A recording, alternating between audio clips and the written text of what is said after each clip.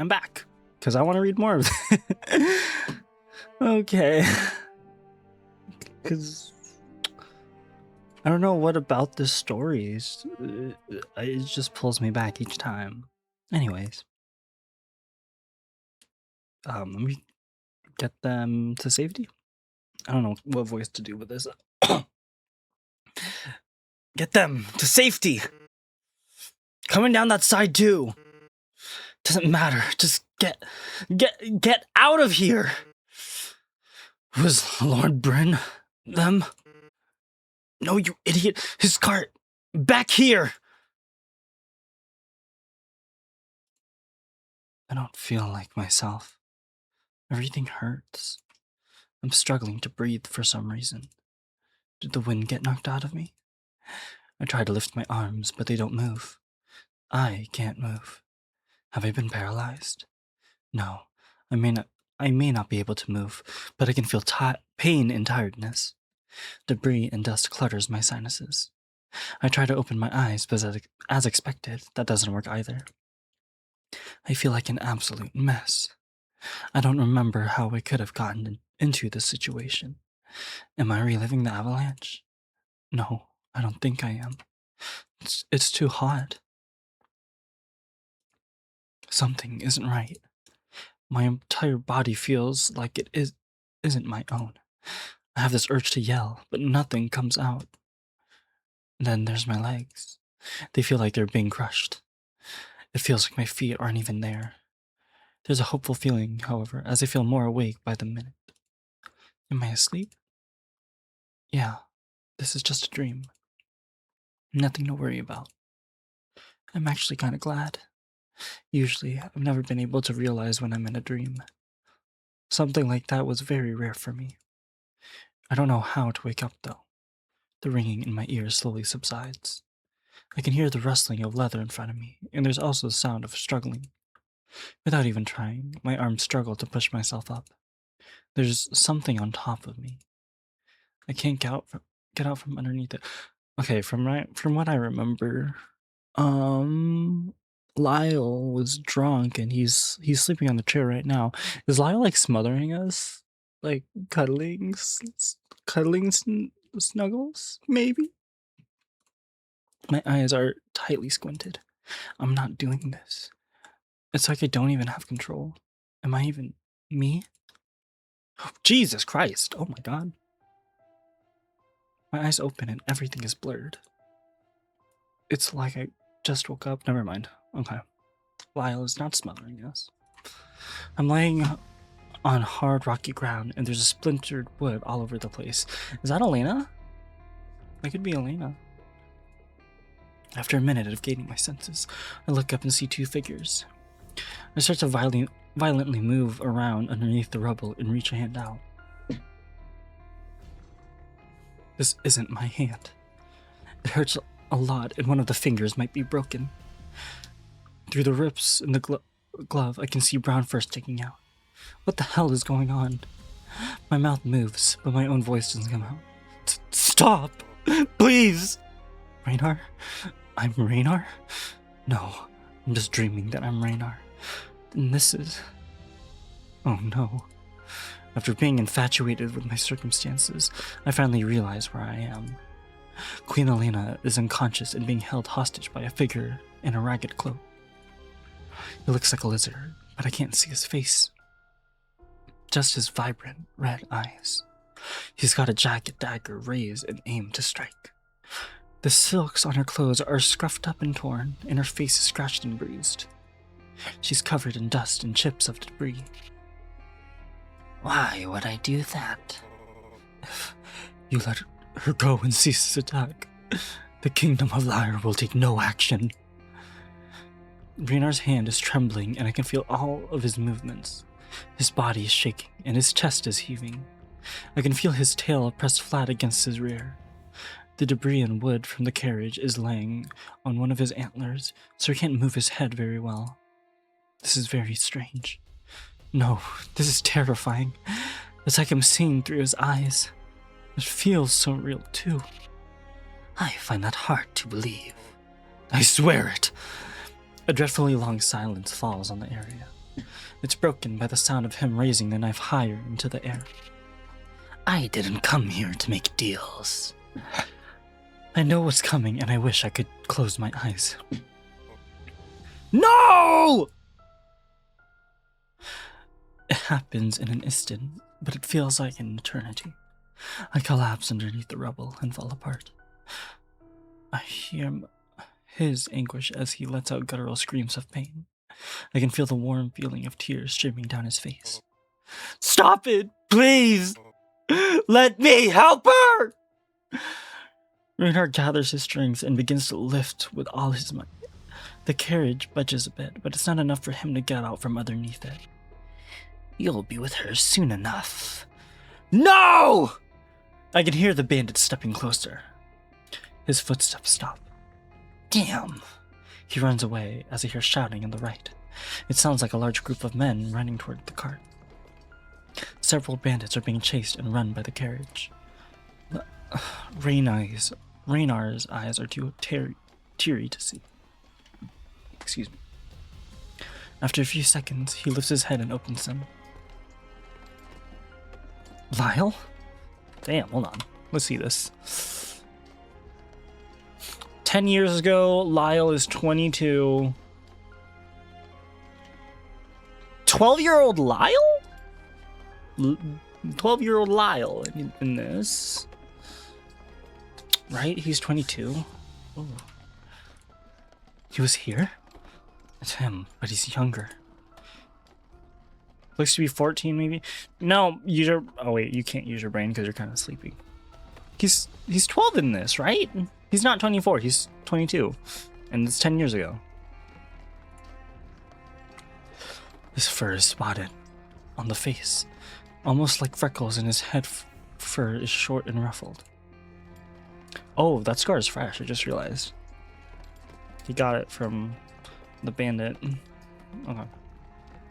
He's wearing studded armor leather with a sun crest in the center. His entire left side and sword is shimmering with crimson blood. Lyle may look young, but he looks beaten and worn out. Boy, stay here! I can see his paw clenching around the handle of his sword. But we're so... Wait, I should give him a younger... But we're so close! No, Reed, we can handle this! Help the Queen and King. After that, return to Lord Britain. That's an order. Raynar turns to the soldier speaking to Lyle. Go after him! Now! He sounds absolutely infuriated. I can distinctly hear the sadness turn into rage. A couple soldiers run to Elena's side and begin tending to her. Some other soldiers start to lift the broken carriage. Lyle looks down at Elena, then turns to me. Who did this? Oh my god. The right side of Lyle's face has been ripped vertically by a thick, red gash. Honestly, it's a miracle that he can still see in that eye. Presumably, his eye doesn't look like damaged in his current sprite. No. Is this how he got it? Blood rushes down the side of his face, and his eyes close shut. Raynar grunts as I can feel the debris be lifted off of him. The bastard with green scales and the dagger. Elena's stomach is soaked in blood that pools onto the ground. I can feel a massive weight lifted off Raynar's legs as the wreck is raised much higher. Help her, please! Lyle looks down at Elena again with a troubled look on his face. Here, get up. Get up. Once. Wake up! Richter, wake up! Lyle is standing over my bed, shaking me by the shoulders. Ah! He has a weird look on his face. Seeing his groomed fur and adult features is a stark contrast to what I'd just seen. You were having a nightmare. It looked really bad. No, I wasn't! My entire back is coated in sweat and my face feels hot. My clothes are practically sticking to my body. That was no nightmare. That was... Lyle puts a palm to his head after my shouting fit. He's probably hungover from last night. My entire body is shaking as I look down at my hands. They're exactly how they usually are. You don't look good. Did you catch a cold? Maybe going to town was a bad idea. I'll go and get leave. No! I need to see Raynar. Why would you need to see him? I've been having very strange dreams, and I need to talk to him, Lyle. Okay, but you can do that later. Right now, you need to rest.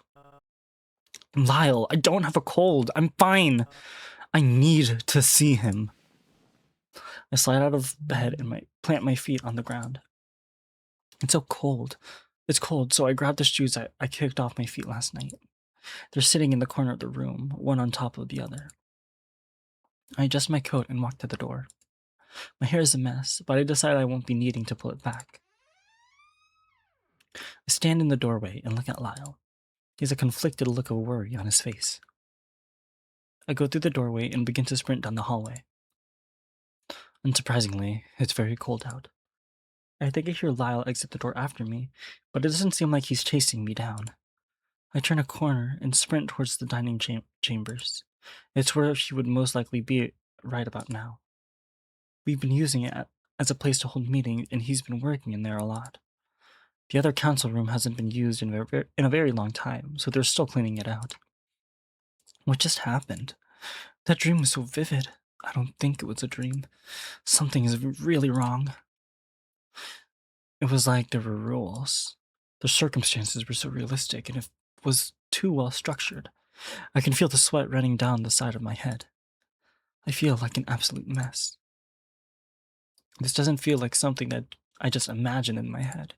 The events seem too real. I realize that I'm practically shaking all over my body as I sprint down the echoing halls. Maybe it was just a nightmare. A coincidence. Please tell me that was all in my head.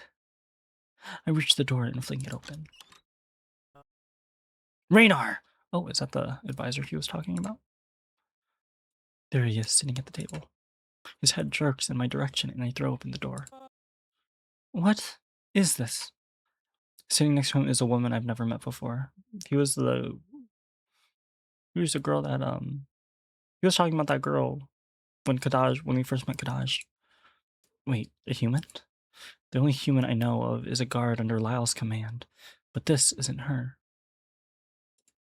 She's a bit shocked to see me burst into the room, but her expression turns to one of disgust. I don't care though. This is important to me, and I've been courteous for too long. It's driving me insane. Sorry, King Raynar. I walk up to the table and press my hands down on it, supporting my weight. Hello, Lord Richter. What is the meaning of this chaotic entrance? Lyle leans into the doorway with a sheepish grin. Your Majesty. Lyle! Yes, we all know who we are. Really? Who's she? I point at the woman, who is now standing up from her chair. War Minister Rain. Rain? Rena? Rain. Damn, I wish I knew how to pronounce these names. Elizabeth Rain. Pleasure. I try to get a word into Raynar, but she turns to him.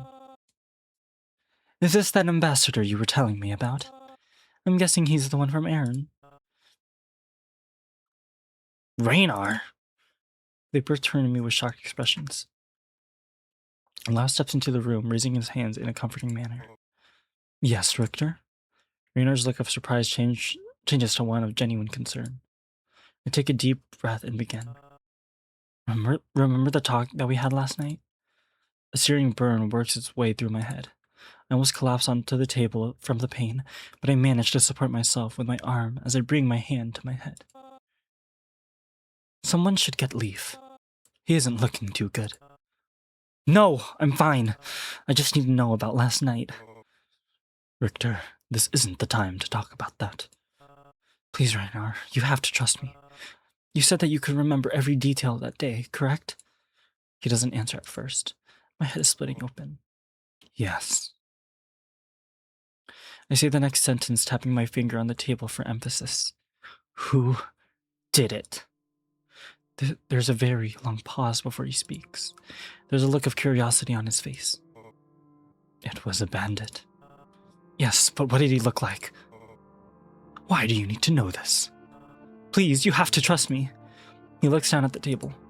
My head feels like it's going to crack like an egg. I hate to do this, but I have so many questions and very strange things are happening. Things I don't understand. We don't know the exact species, but he was a reptile. He was dressed in a brown cloak, and he was carrying a wretched dagger. Oh my god! A razor-sharp pain shoots through my body, starting at my feet and ending at my head. It causes me to arch forward and lean my head back, looking up. Ah! Victor! I feel myself fall into someone's arms.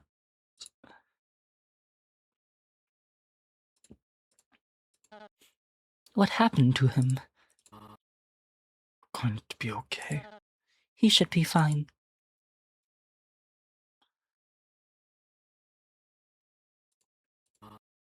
I hope so. My eyes feel like they have been sealed shut and my head is throbbing with a dull pain. I'm lying in bed on my back with a few pillows propping my head up. It's very cold. I force my eyes open. This seems oddly familiar. The room looks pinker than I remember. Both Lyle and Leaf are on the other side of the room. Leaf is sitting at my desk writing on a piece of parchment. Lyle has his hands on the desk and is leaning over it watching what Leaf is writing.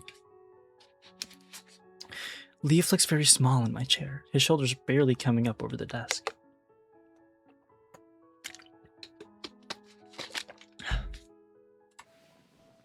I slowly sit up in bed and they turn to me. You're awake. Leaf hops out of chair and they both walk up to my bed. How long have you been out? I pull the covers up a bit, realizing I'm not wearing a shirt. About a day. Today is the winter solstice. What happened? You tell us. You were really distressed and on edge in the dining chambers. It all comes back to me after he says that. I do seem to remember something like that. I hope I didn't offend the king. He wasn't offended, just confused. The war minister was more confused, though. He let out this painful yell before falling over. Oh, that must have been a great first impression. I'm sure it was. He says this with all the sarcasm he can muster. I managed to catch you before you hit the floor, though, so you should be fine. He says this with a tone of proudness in his voice, which I can't help but smile at. I feel fine, though. My head hurts a little, and I still can't shake the thought that that creepy dream I had, but I feel fine. It predicted information that I had no knowledge of. I can still remember everything clearly, right down to the nearest detail. Would you mind telling me what had you so troubled? I take a moment to gather my thoughts before telling him. He grabs a quill and a piece of parchment and gets ready to write. I had this dream the night before. It was about the murder of Queen Elena. Who told you about that? Raynar did, just the day before. The only problem with the dream was that it felt too real. I didn't realize this at first, but I was experiencing it from Raynar's perspective. I also didn't have control over anything. I remember the horrible feeling of not being able to do anything as those awful events unfolded before me. It must have been worse for Raynar, considering he actually couldn't do anything. The scariest part about it was that there were things in the dream that I didn't even know about. Events, pupils, all sorts of things. Every detail was laid out for me on a silver platter. And Raynar confirmed most of these details for me, which is what I had feared the most. I pause and rub my eyes. Lyle is staring at me with a curious look. Leaf is gazing at me, taking everything in and giving me his full attention. I hope that it was just a coincidence, but it feels like much more than that. What things did you see? I saw Elena's murderer. He was a reptile in a black cloak. What color were his eyes? He blurts this out immediately with a look of determination on his face. Red, almost glowing. He crosses his arms tightly across his chest, then looks at the floor with a thoughtful glance. I want to tell him how I saw him in the dream. Belief speaks before I can. This is very odd. He folds up the piece of parchment and places the quill back on the desk. Thank you for telling me this. Excuse me. I'm going to see what I can figure out with a little time before the festivities. You seem well enough to go about your day, but I would suggest resting up a bit before tonight. He walks over to the door and opens it. I'll look for something to help with the nightmares, and I'll let you know if I find anything.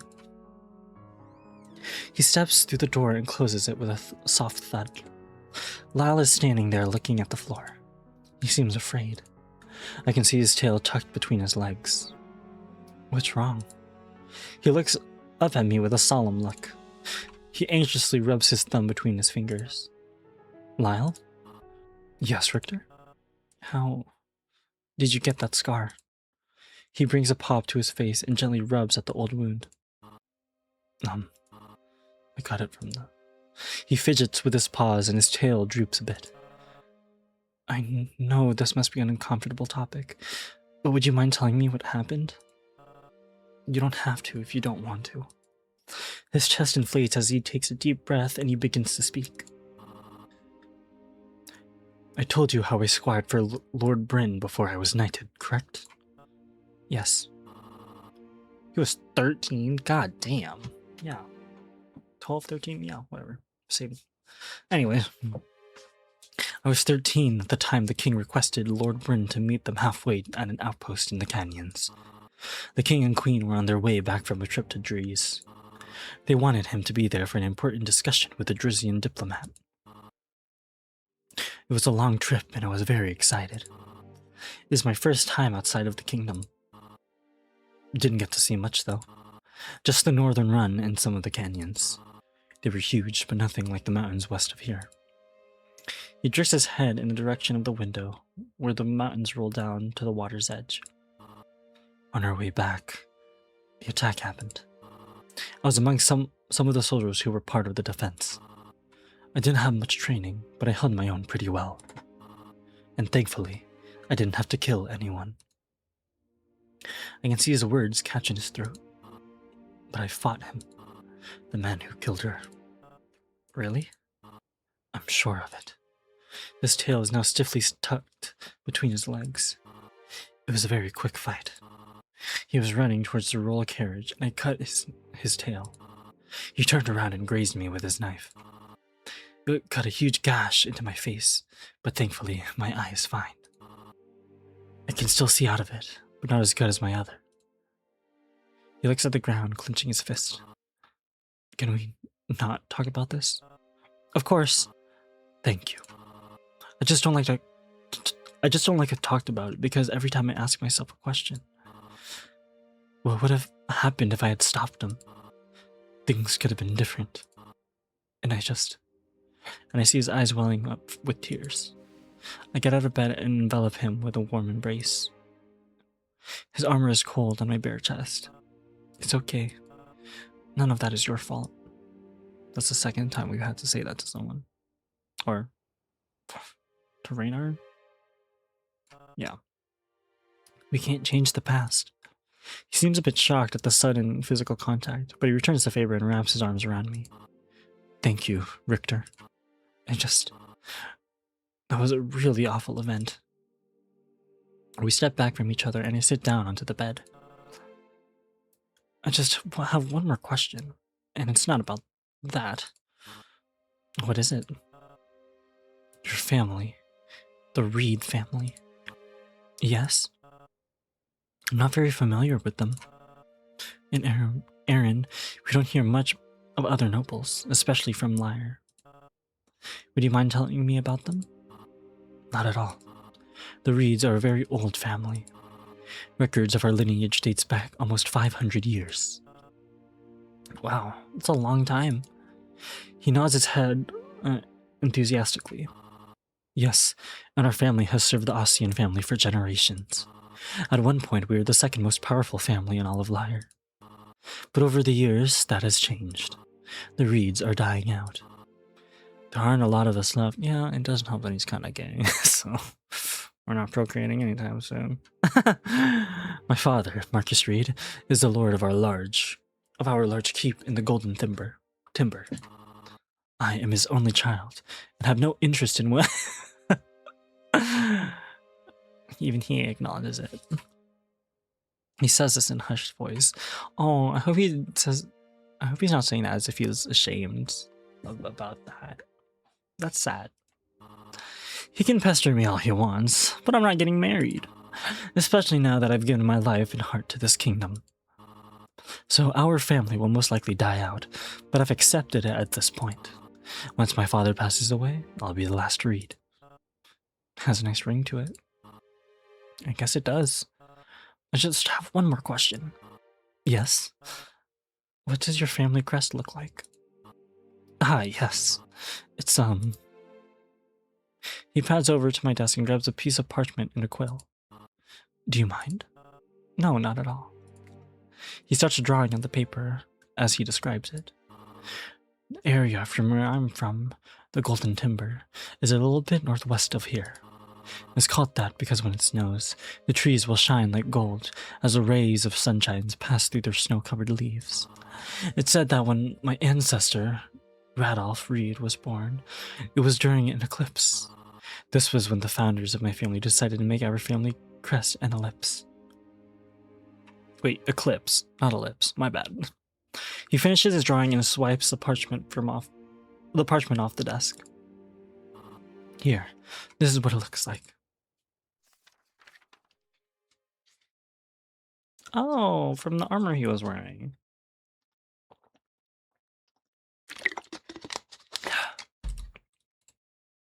It was painted on his armor in my dream.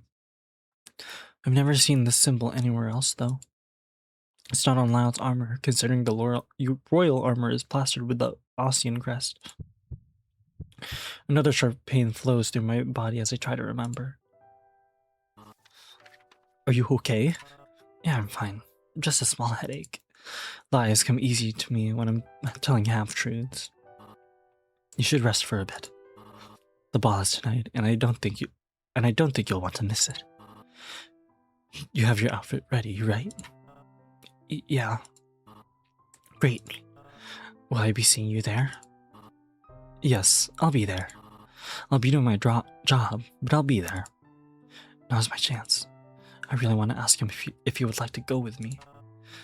Are you going with anyone?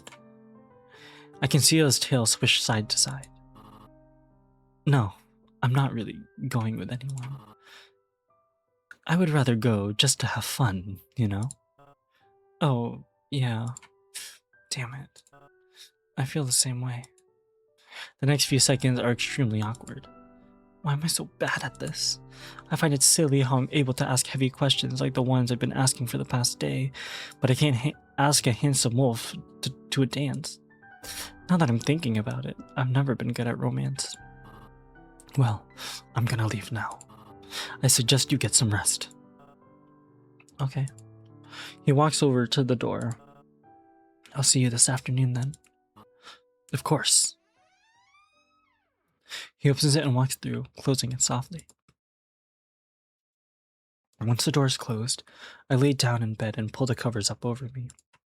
I'm still trying to comprehend the dream that I had. It was similar to the others, but much more vivid. Considering the way things played out, I'm not entirely opposed to the idea of it being some sort of vision. That just scares me more, though. I lay there for a few minutes trying to fall asleep, but my mind keeps racing. After a couple of minutes of focusing my mind on other things, I manage to become drowsy. The next few hours are filled with restless sleep as I find myself tossing and turning in bed.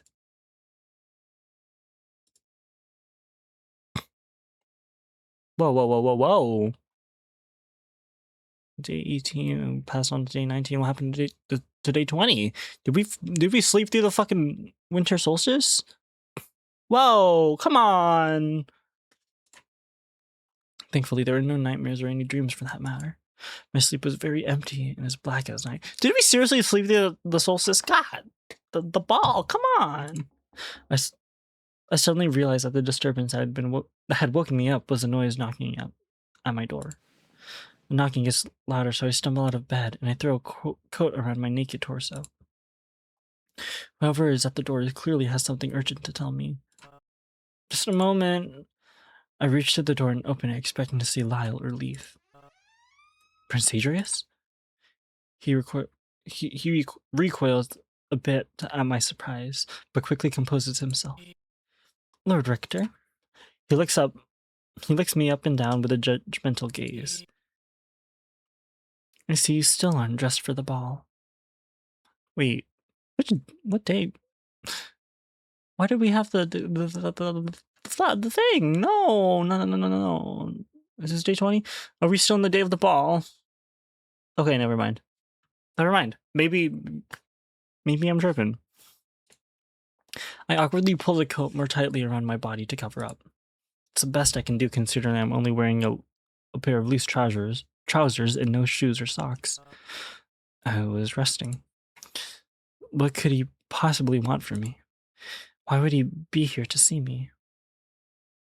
Whoa, his antlers kind of grew fast, didn't he? It's been 3 days since his antlers were shedding. Anyway, usually whenever we have a simple chat, it's in the dining chambers or the halls. Please come in. I usher for him to enter, but he stays standing in the doorway. I decide my humor myself and make it uncomfortable by insisting upon it more. Your Highness, it's very cold out, and I'd rather not let a draft in. He's hesitant, but walks into the room and takes a seat in one of the chairs, dusting it off first, of course. I doubt it's outside your understanding as to why I am here. I take a seat at my desk and place my hands on my lap. Actually, not the slightest idea. It's all a bit surprising. Yes, I suppose it is. After this brief interaction, a long moment of silence follows. He sits there, tracing his finger along the patterns of the fabric of the chair he's sitting in. Every moment that passes, I just wish that I was somewhere else. I can no longer bear the senseless amount of silence that echoes throughout the room, so I clear my throat. It's nice to see that your horns have grown back already. He instinctively brings his hands up to his horns and run his fingers up to the tips.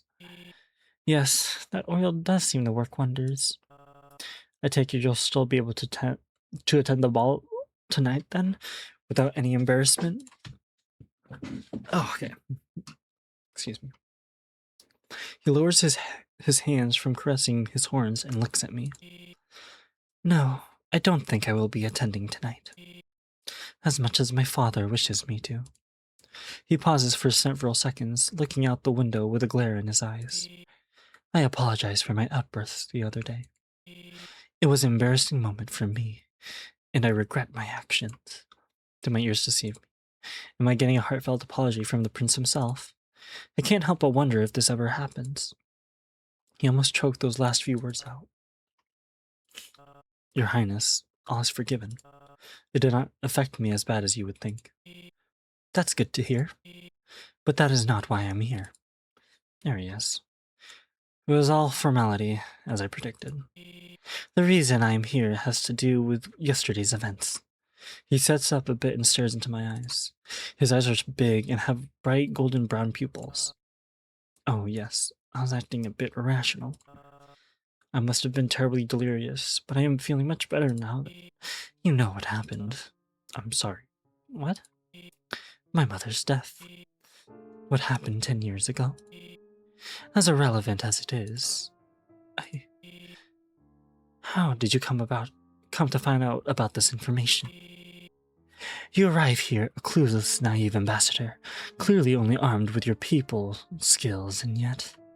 He pauses to shake his head as he prepares his next rude yet witty comment. And yet you still lack in that regard. No, wait, just a moment. And not only a little over 2 weeks into your stay here, and you already know of this tragic event, and with such detail. He stares at me with an intensity I've never seen before. It's almost as if you were there when it happened. His fist is clenched tightly enough to where I can see the fabric stretching and creasing. I'm not really sure what he's implying by this, but I know that he's definitely not happy.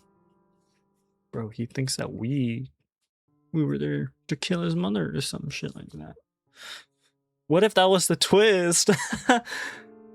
We didn't kill his mother, right? No. We'd be too young. We're about his age. We're about to turn 20. He's 18. We're 19. We didn't kill her. I don't know what he's getting at. All sense of casual conversation is now gone as tension rises in the room. I place my hands on the desk and drum my fingers on an open book. Yes, I guess it would seem like that. But as unbelievable as it may sound, it was from a nightmare. He lowers his fist and still maintains his deadly eye contact.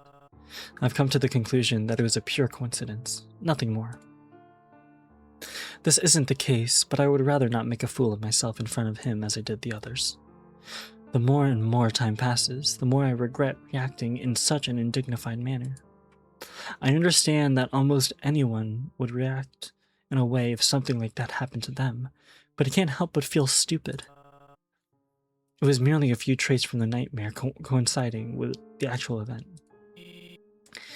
No, some of those traits could not have been coincidental. Everything from your account was perfectly accurate as to how Father described the original event. Wait just a moment. How do you know so much about what happened yesterday? He quickly stands up from his chair. Never mind how I know.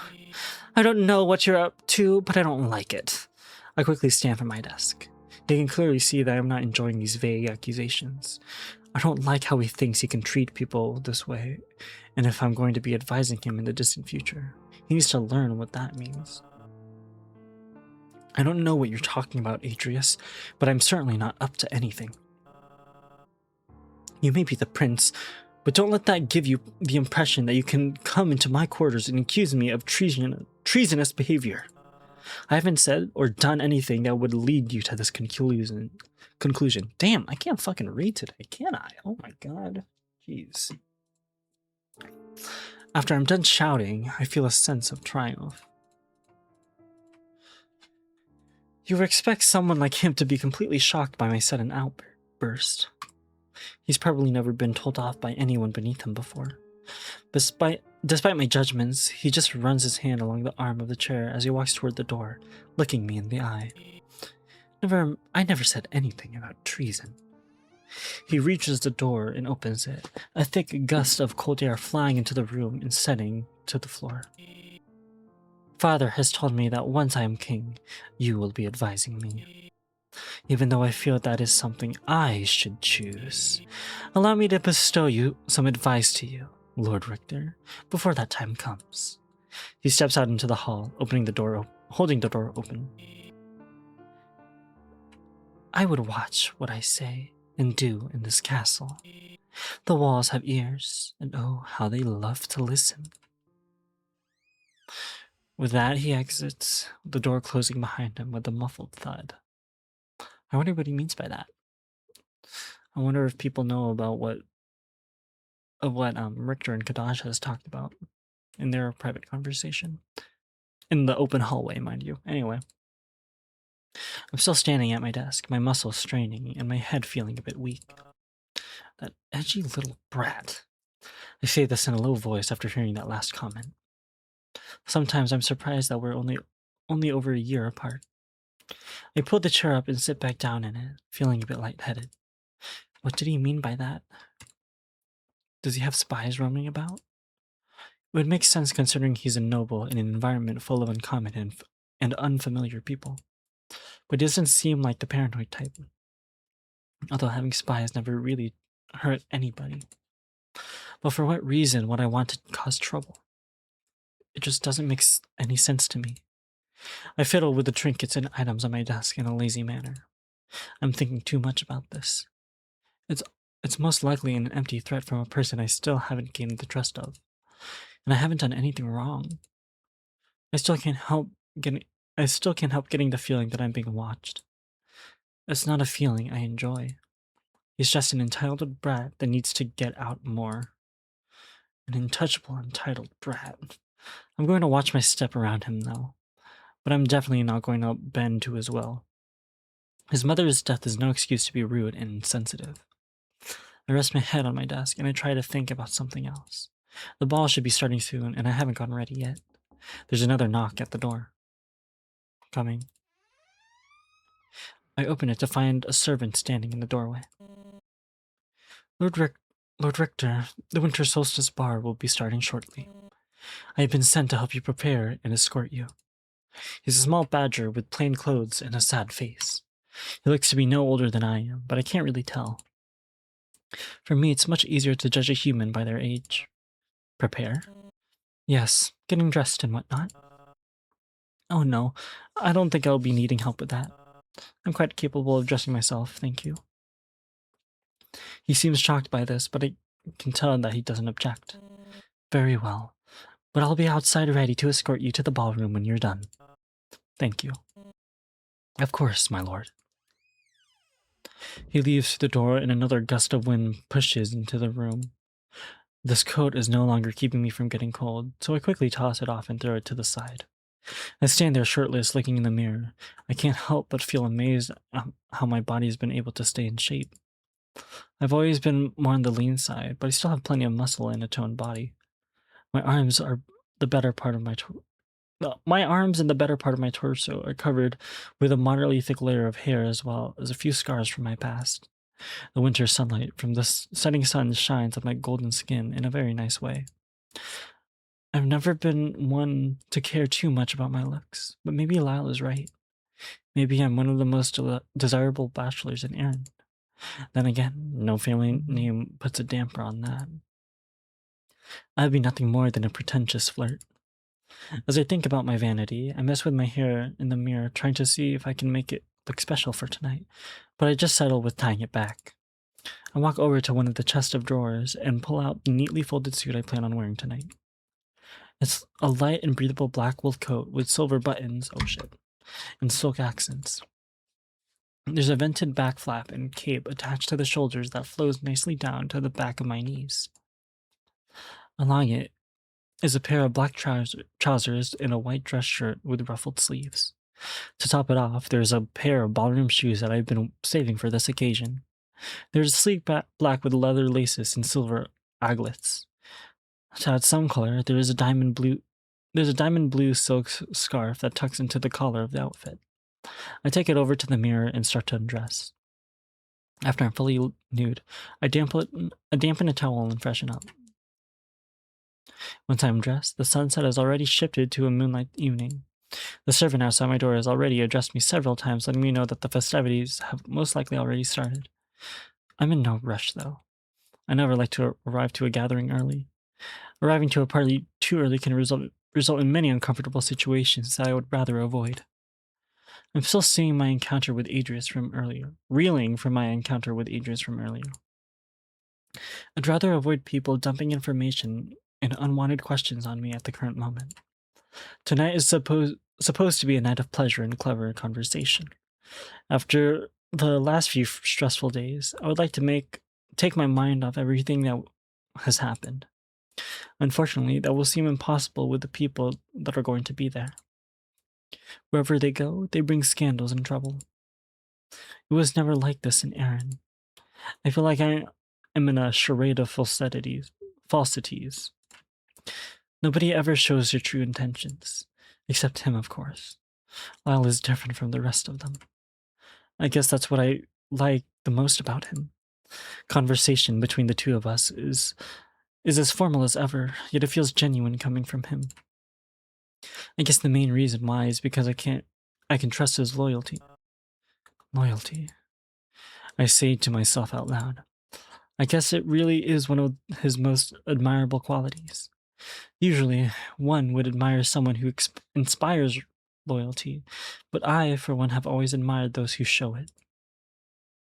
It takes a great amount of bravery and trust to follow someone to the end. My lord, are you all right? My restless ramblings fade away as a servant outside breaks me from my inner thoughts. Yes, I'm fine, thank you. We really should be going. The king is expecting you and will start to wonder where you are. When he says this, I feel a twinge of guilt, so I quickly straighten out my suit in the mirror and adjust my hair. Yes, of course, I'll be out in just a moment. As I'm walking to the door, I spot something on my desk that makes me realize that I've almost forgotten something. It's my silver ring from Aaron, with a sapphire socketed in the center. I usually wear it on special occasions, mainly because I'm not a ring person. They always seem to get in the way of doing anything with my hands. I pick the ring up and slip it onto the middle finger on my left hand. I'm tempted to slip it onto my ring finger, but then people would assume I'm engaged, which is not the case. I never thought about marriage with another man, mostly due to how unheard of it is. I do enjoy tinkering with the idea of someone slipping an engagement ring onto my finger. The idea sends a chill up my spine, and then some when I think of Lyle doing it. His gentle claws pinching the ring and sliding it up to my knuckle. God, I've got to stop thinking about such scenarios. I stride up to the door and pull it open. I'm instantly met with a chilling rush of wind on my face. The air outside is dry, cold, and immediately makes my face feel numb. Good God, it's freezing. And it's the first day of winter. I didn't expect it to get this cold. I pull my scarf up around my neck and tuck my hands into my armpits. Our winters are famously harsh. At least, as harsh as winter gets in Tigran. Sailors say it gets worse the further up north you go. The vitality fire helps us, though. He walks ahead and I quickly shuffle behind him. The weather isn't nearly as bad as it will get, though. Soon the plants will have to be brought in, because at one point the fire isn't enough. He turns around and notices me shivering uncontrollably. Don't worry, my lord. The ballroom is not very far. Just call me Richter. As you wish. The further we go into the castle, the more warm... I keep pressing that. Oops. The more warm the air becomes. Once we get closer to the grand hall, we see more and more people. Ladies in bright-colored dresses and men in black suits and similar to mine, my bad. They seem to be on their way to the ballroom. This way, Richter. Your party will be near the king's lounge. I turn around him, ushering me down I turn around to see him ushering me down a side hall with a high ceiling. There's a few attendants standing outside of the front door wearing beautiful black uniforms. They stand straight when they see us approach. Here you are. Two attendants open the double doors and usher me to walk through. I'm surprisingly nervous. The sudden change in temperature causes a chill to run down my spine, and I suddenly break into a cold sweat. It's now or never. Thank you. Of course. I step through the doorway and enter onto the balcony. I'm left completely speechless. I want to see this scene. Okay. Okay, there's a lot more birds. Wolf? I think it's funny there's a cat. Or some sort of feline playing a violin. Kind of reminds me of Beethoven. I'm saying that because I think white cats have a higher chance of becoming deaf. Anyway.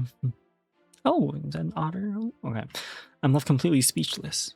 If I had a single word to describe the ballroom, it would be elegance. This section alone is completely massive, with a ceiling almost as tall as the throne rooms. There are large, thick ivory curtains that line the walls, closing off sections of the hall. Large pillars of pale marble and stone adorn the walls and corners of the room, with a grand U-shaped staircase leading down from the balcony I'm standing on. The tables are strewn about the sides of the hall in a loose yet satisfying fashion. Candles, plants, and enchanting centerpieces decorate the tables, and cast a soft, warm light on the faces of the people sitting at them. The floor shines brightly and almost reflects everything like a mirror. Its checkered pattern reminds me of a chessboard. It makes sense considering that chess is almost like dance in a way. There are a lot of individuals out on the floor. Most of them are avians and mammals. Some of them are standing off to the side in small groups, each group chatting amongst themselves. The others are glancing to the beautiful waltz playing from the small stage at the base of the balcony. The music is very lovely and brings life to the room. One touch that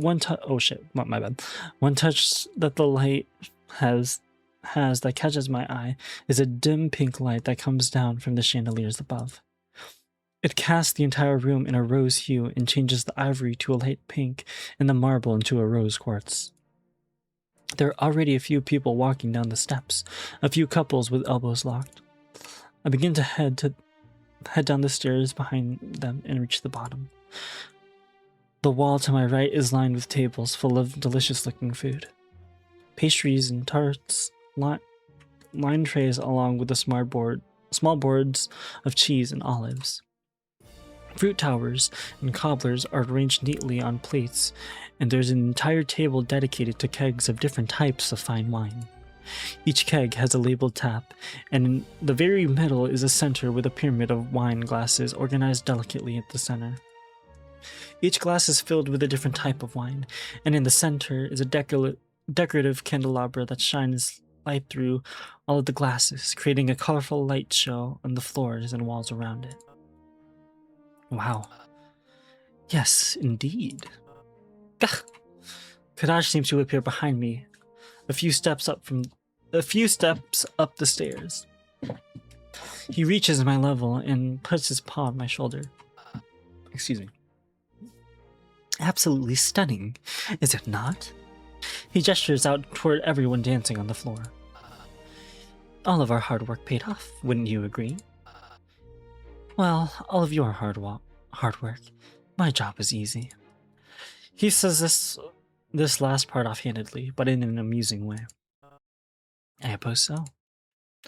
He pats me on the back and steps down. I get a good look at his outfit. It's a sleek black outfit with gold trimming. The suit fits him nicely and makes him look agile and graceful. A small golden crest is placed on his left breast along with a green lapel. To top it off, there's a green satin necktie wrapped around his collar. Once again, he has matched his clothes with his bright green eyes. As I eye his suit, I notice him looking me up and down. Richter, I must say you look rather handsome tonight. Even after what happened yesterday. Oh, thank you? Is he flirting with me? Or is he just messing with me? You look good too. You like it? He says this as he puts an emphasis on his suit. Outfits like this are very popular with the gentlemen in Dries. I had it tailored to fit my body perfectly. Well, it certainly does. Thank you. There's a moment of silence which I decide to break. Did you decide to come with anyone tonight? No, I don't think so. That's perfectly all right. There are plenty of people on the dance floor without a partner. I'm surprised you didn't manage to secure a partner. I'm even more surprised that the girls weren't flocking after him like a murder of crows. A foreign lord with a distinct accent and charming good looks. He's perfect. Though I don't see anyone doing any of the dances I know. Not as athletic as I'd hoped. But still, it is a dance. He puts his paw on my shoulder again. He's certainly the physical type. I'll see you out on the floor. He turns to walk away, but stops in his tracks. Oh, one other thing. Enjoy tonight while it lasts. I am told that tomorrow is when the real work starts. What do you mean by that? He walks toward a group of people and does a flourished bow to a black cat. She accepts his advance, and they lock elbows, walking away from the group toward the dance floor. So it's that easy, huh? Well, for him at least. I wish it was that easy for me. What did he mean by that last remark, though? What's the real work going to be? I look over toward the stage and admire the musicians to take my mind off of it. There's a small river otter playing a grand piano. It's about half the size of a regular piano, and still his feet can barely reach the pedals. Okay. Looking closer, I see that now. He's wearing a black suit with a ruffled collar. His playing is pretty good, and I become entranced by his paws sliding up and down the keys. That is, until I notice a sweet melody coming from the violinist. They are a snow leopard with a flowing mane of brown fur, wearing a black suit with ruffled sleeves and a ruffled hem. His eyes are closed as he performs the waltz, standing front and center. You can really tell that he's feeling the music as his fingers dance across the strings. Truly a master. I've always been a fan of music. The world just can't do without it. The stage they're standing on is framed by a distasteful golden archway. By a tasteful, not distasteful. My bad. Completely different word. By a tasteful golden archway with curtains falling down to the end. The gold is textured so that it catches the light in an interesting way. Each intricate swirl and detail is engraced by sparkles of candlelight. The acoustics of the stage are nice too, and it allows the music to travel around the room. The room must have cost Raynar a fortune. Speaking of Raynar, damn it, I should have asked Kadash if he knew where the King's Lounge was. He's actually stepped foot into his room several times during the planning, while I have not. Too late now. I might as well go looking for it myself. As I'm about to walk around the outer walls and find my way among the crowd, I notice a tall pair of antlers. I recognize them as Raynar's horns, considering the other deer in the castle are a bit shorter than him. His antlers are so much taller. On my way over, he spots me. Richter! Raynar says this in a surprisingly jovial tone. Hello. He's certainly decorated. He looks nice! I don't know what is Richter meaning by that. His outfit is simple and beautiful. A dark black suit with a shoulder cape. The cape is adorned with a golden peacock feather pattern with a green gemstone in the center. The suit also has the Ossian crest placed on the left breast. The outfit does a good job at showing off his body too. With that big coat on all the time, you don't get to see much, but he is quite muscular. I would even venture to say that he rivals Lyle in that department. He is truly the biggest stag I have ever seen.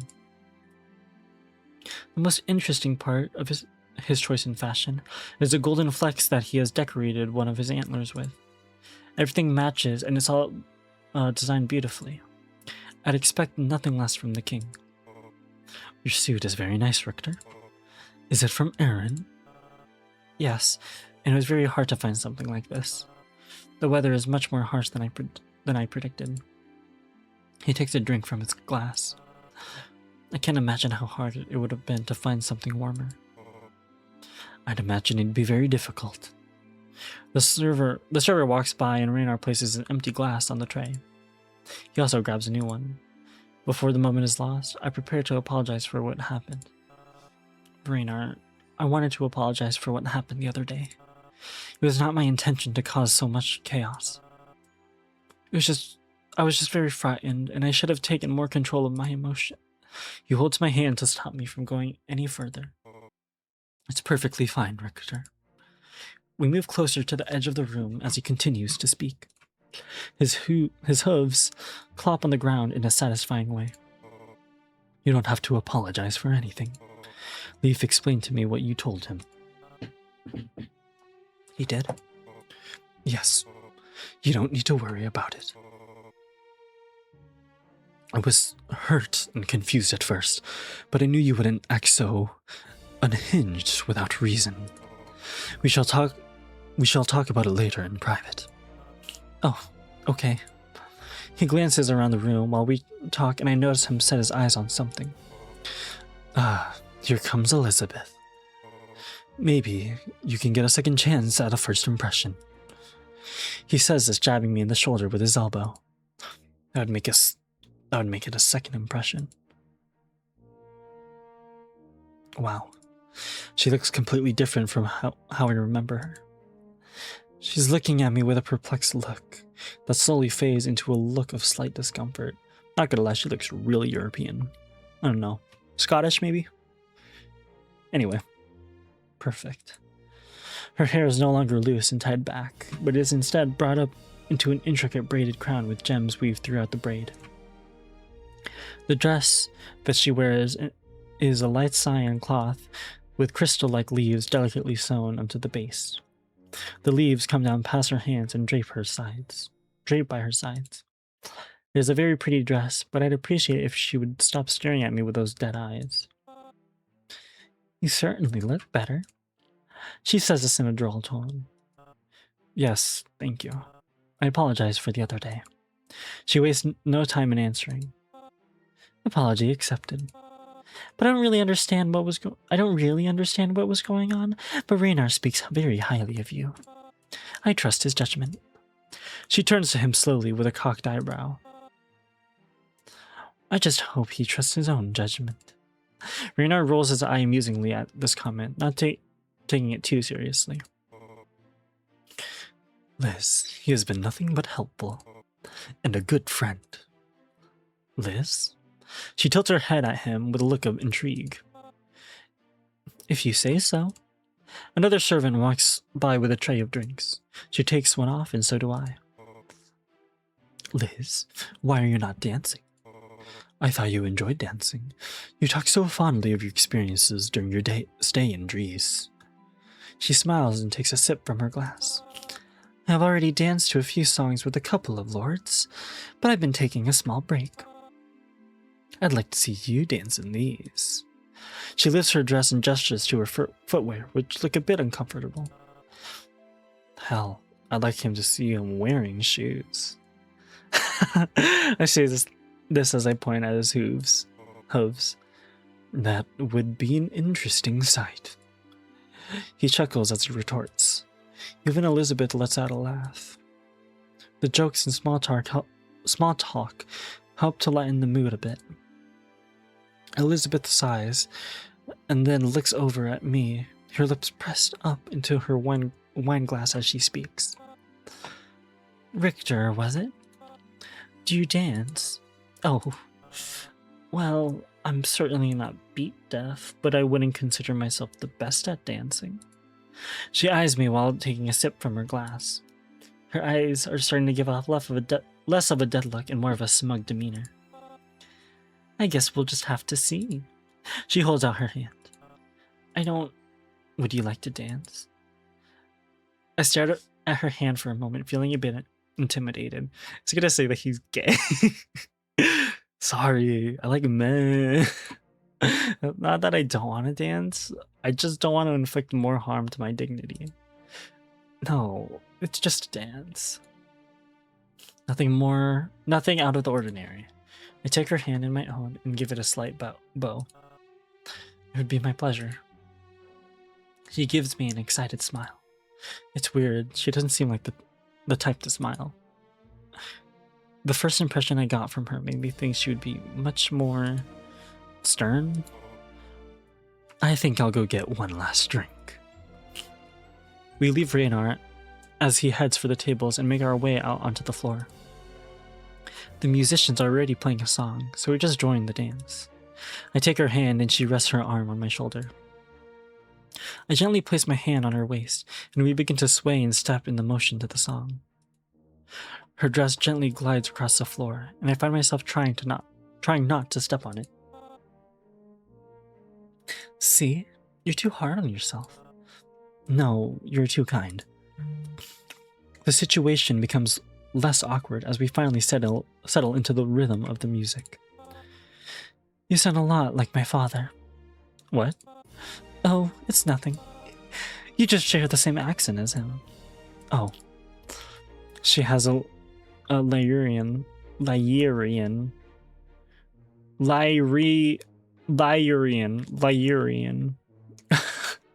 That's the second time I've ever had to read this. Lyrian. She has a Lyrian accent to him. Did you grow up here? For the most part. My father and I moved here from Erin when I was just an infant. For what reason? It's nothing really important. I guess Lyre just presented him with a really good opportunity. I hold her hand up into the air and guide her around me in a circle. After she makes a full cycle around me, we go back to doing a gentle waltz. I spot Kadaj on the other side of the ballroom, chatting up a few girls.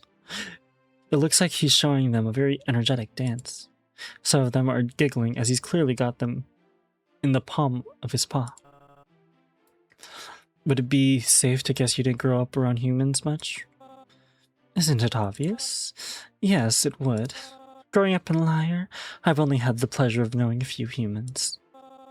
I've met plenty of humans in my 25 years of living, but I've only known a few. She's 25. We're 19. Okay. I can't really imagine that. And Aaron is quite the opposite. I know. The climate is much more favorable for us over there. I almost step on her foot, but narrowly avoid it. I look to her for a reaction, but it looks like she's trying to ignore it. Yes, it is. How do you like it here in Lyre, though? Oh, it's very nice. The people here are very pleasant. I've been welcomed with open arms on multiple occasions. Although I'm starting to think that some of the people here can be a bit fake.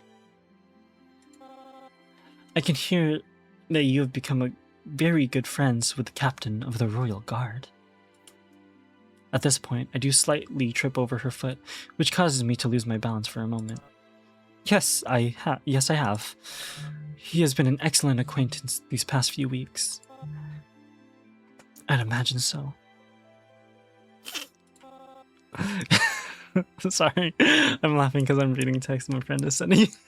Anyway, Captain Reed and I don't converse much, but he is a very kind wolf. He has done so much for this kingdom, and I think he's the best person to introduce you to this land.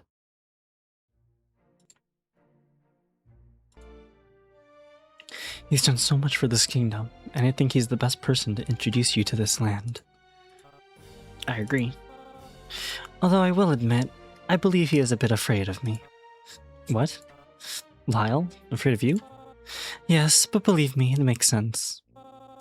You haven't seen much of it, but I can be a completely different person at times. When it comes to my job, I can be very serious. That clears up a lot. Shit, my bad. I steady myself as we resume our dance. I can understand that. It's just the way I am.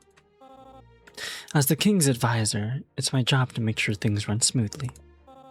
I've also been told I can be a bit intimidating. I can definitely understand that. She smirks and then sighs while letting out a chuckle. I can't help it. I work up the courage to ask her another question to keep the conversation going. So, are you fine with going by Elizabeth? What do you mean? Well, Raynar called you Liz earlier. I was just wondering if you preferred a different name. Oh, I see. Most people call me Elizabeth. People I work with call me Liz or Eliza. Only my father can call me Lizzie. And if you ever call me that, you'll regret it. She says this last part with some levity in her voice, which gets me to laugh. Her dry humor is spot on. The song ends and we bow. That was actually quite pleasant. More fun than I thought it would be. She seems to be happy too, but I can't tell if she's faking it so as to not insult me. So, what was it like growing up in Erin? As I'm about to answer her, I see someone from across the ballroom floor. It's Lyle. He stands up against the wall close to Raynar, watching us dance. I can't really see him too well through the crowd, but I know it's him. Please excuse me. I bow down, kiss the back of her hand, and walk away. Where are you going? I need to go and stretch my legs. You're leaving the dance floor to go and stretch your legs? I know, that sounds stupid. I just really want to go and say hi to someone. We can resume dancing in a bit. I'm already too far away from her to say anything without shouting, so I just keep walking. Sometimes I despise how awkward I can get around women. She didn't seem to be hurt by it, though. Lyle spots me walking toward him, and he meets me halfway. Hello, Richter. Hello. I can't hold it back. My face is probably as flushed as it can get. I've never seen him anything but his armor and his regular clothes. He looks so handsome in a suit. It's all snowy white with blue accents and a silver lining on each important piece. His shoulders are adorned with silver epaulets, which shine brightly in the candlelight. I like your hair. His tail is wagging furiously behind him, but I try not to make it look like I notice. My hair always looks like this. Oh, yes. So is this some sort of captain's uniform? Actually, yes. I only wear it on special occasions since it's very uncomfortable. Oh, but I'm glad you like it. Of course. You look very handsome. Oh, what? I watch his hackles raise and his fur fluff out. I guess you really like that. His tail is wagging really fast. Thank you. He quickly calms down and takes a sip from his wine glass. It's a slightly bigger one, and it's almost empty. So I see you've met Liz? Oh, yes. She seems nice. A lot different from how she was the other day. Well, the other day was a bit hectic. A lot has happened. Like what? Well, there was a casual yet alert glance around the room. I'll tell you later. It's nothing too serious, trust me. Please don't tell me it was another problem in the canyon. No, nothing like that. Really, I'd rather not talk about it here. Okay, I won't say another word on the subject. I really want to ask about it, but I don't want to seem like a pest. This is a party. So earlier you said that you would be doing your job while you were here. Yes? What does that mean? He quirks his lip and thinks for a second. I'm basically here to keep guard. Make sure nothing bad happens. I just have to stay alert. Well then. I grabbed the empty wine glass from his paw and rotated, swirling around the minuscule amount of liquid left. Should you be trying not to get drunk? It's not that... He clears his throat. Trust me, I'll be fine. No, you won't. You might not, but I remember the last time you were drunk. I hand the wine glass back to him. Humans are very pretty, but I think wolves are even prettier. Huh? Wait, I said that? I poke him on the nose and step behind him to get a glass off the wine table. He shakes his head a bit in disbelief and walks up behind me with a smirk. He reaches around to grab his own glass. I can feel him lean close to my ear. His hot breath blows into the back of my neck. Trust me, drunk or not, I'll always be here to protect you, my lord. This sends a faint shiver up my spine, and I start to feel hot in the face. Stop teasing me. I'm not. Really? I turn around and offer him my hand. Prove it. At first, it doesn't look like he knows what I'm implying. But then, as if on cue, he takes my hand right as the musicians prepare to play another song. But as we walk out onto the dance floor, I notice that he looks a bit nervous. I squeeze his paw a bit and he looks down at me. Are you afraid of what they'll think? Two males dancing with each other. You said it yourself. Nobody minds. There's nothing wrong with that. It's just... well, in Lyre, a wolf. The music starts and he just stands there wide-eyed as he trails off. Lyle? Right. I'll lead. He grabs me by the waist and takes my hand with his other paw. I guess he knew that he would be leading considering his stature. I don't want him to have to bend over too much though, so I adjust my arms to his height.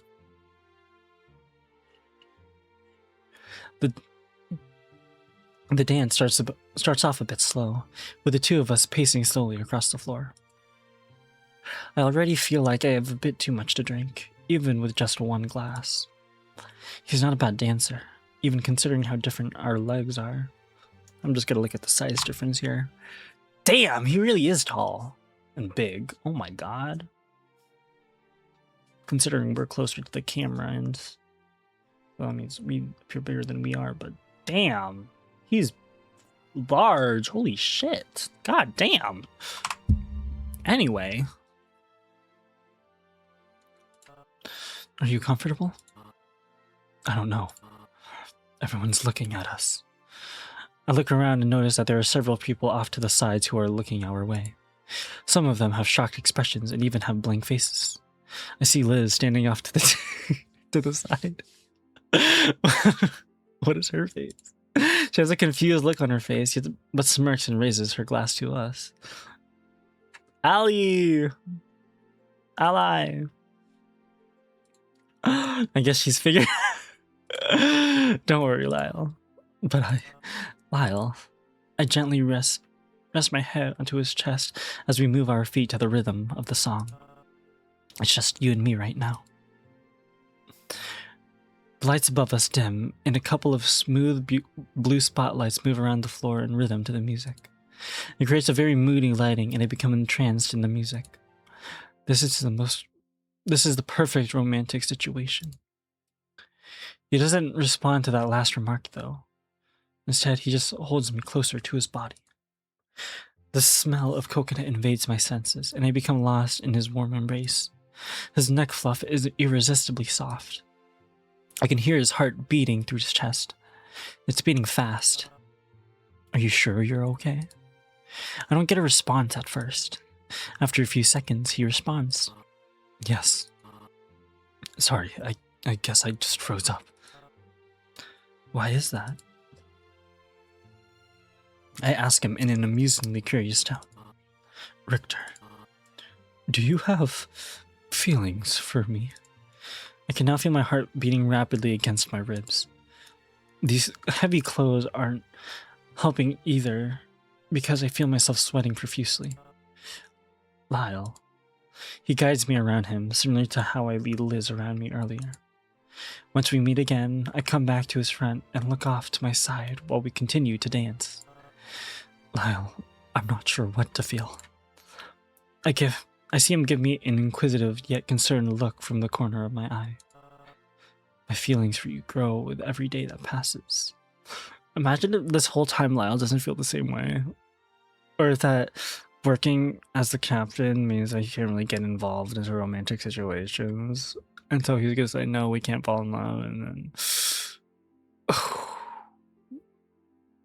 Okay, I shouldn't be predicting things. I shouldn't be predicting things.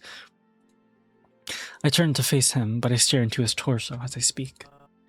But my emotions are very complex, and sometimes I don't know what to feel. I wish to be with you, no matter what people think. Our ranks don't matter to me. Our dance turns more of a conversation, but he still guides me across the floor, his claws clacking against the ground sometimes. I'm only technically a lord. I pause and look up at him. He's staring at me with anticipation. I can tell that you're eager for my answer, but I must ask you this first. The song and dance seems like it's entering its finale. What were you hoping I would say? The waltz reaches its crescendo in its final drawn-out note, and we enter a dip. I glance out of the corner of my eye and notice that the other dancers are going in for a kiss. Two foxes lock lips and carry each other into a warm embrace. Is this it? Is this happening? My body lowers to the floor as he leans over me. His widened eyes are staring into me, and I feel as if a gaze has gone through my soul and reflected back into my own. I close my eyes in anticipation. I did.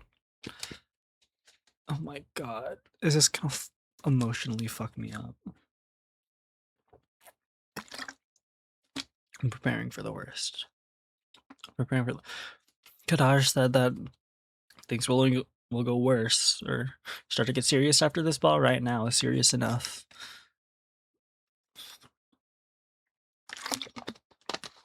Anyway.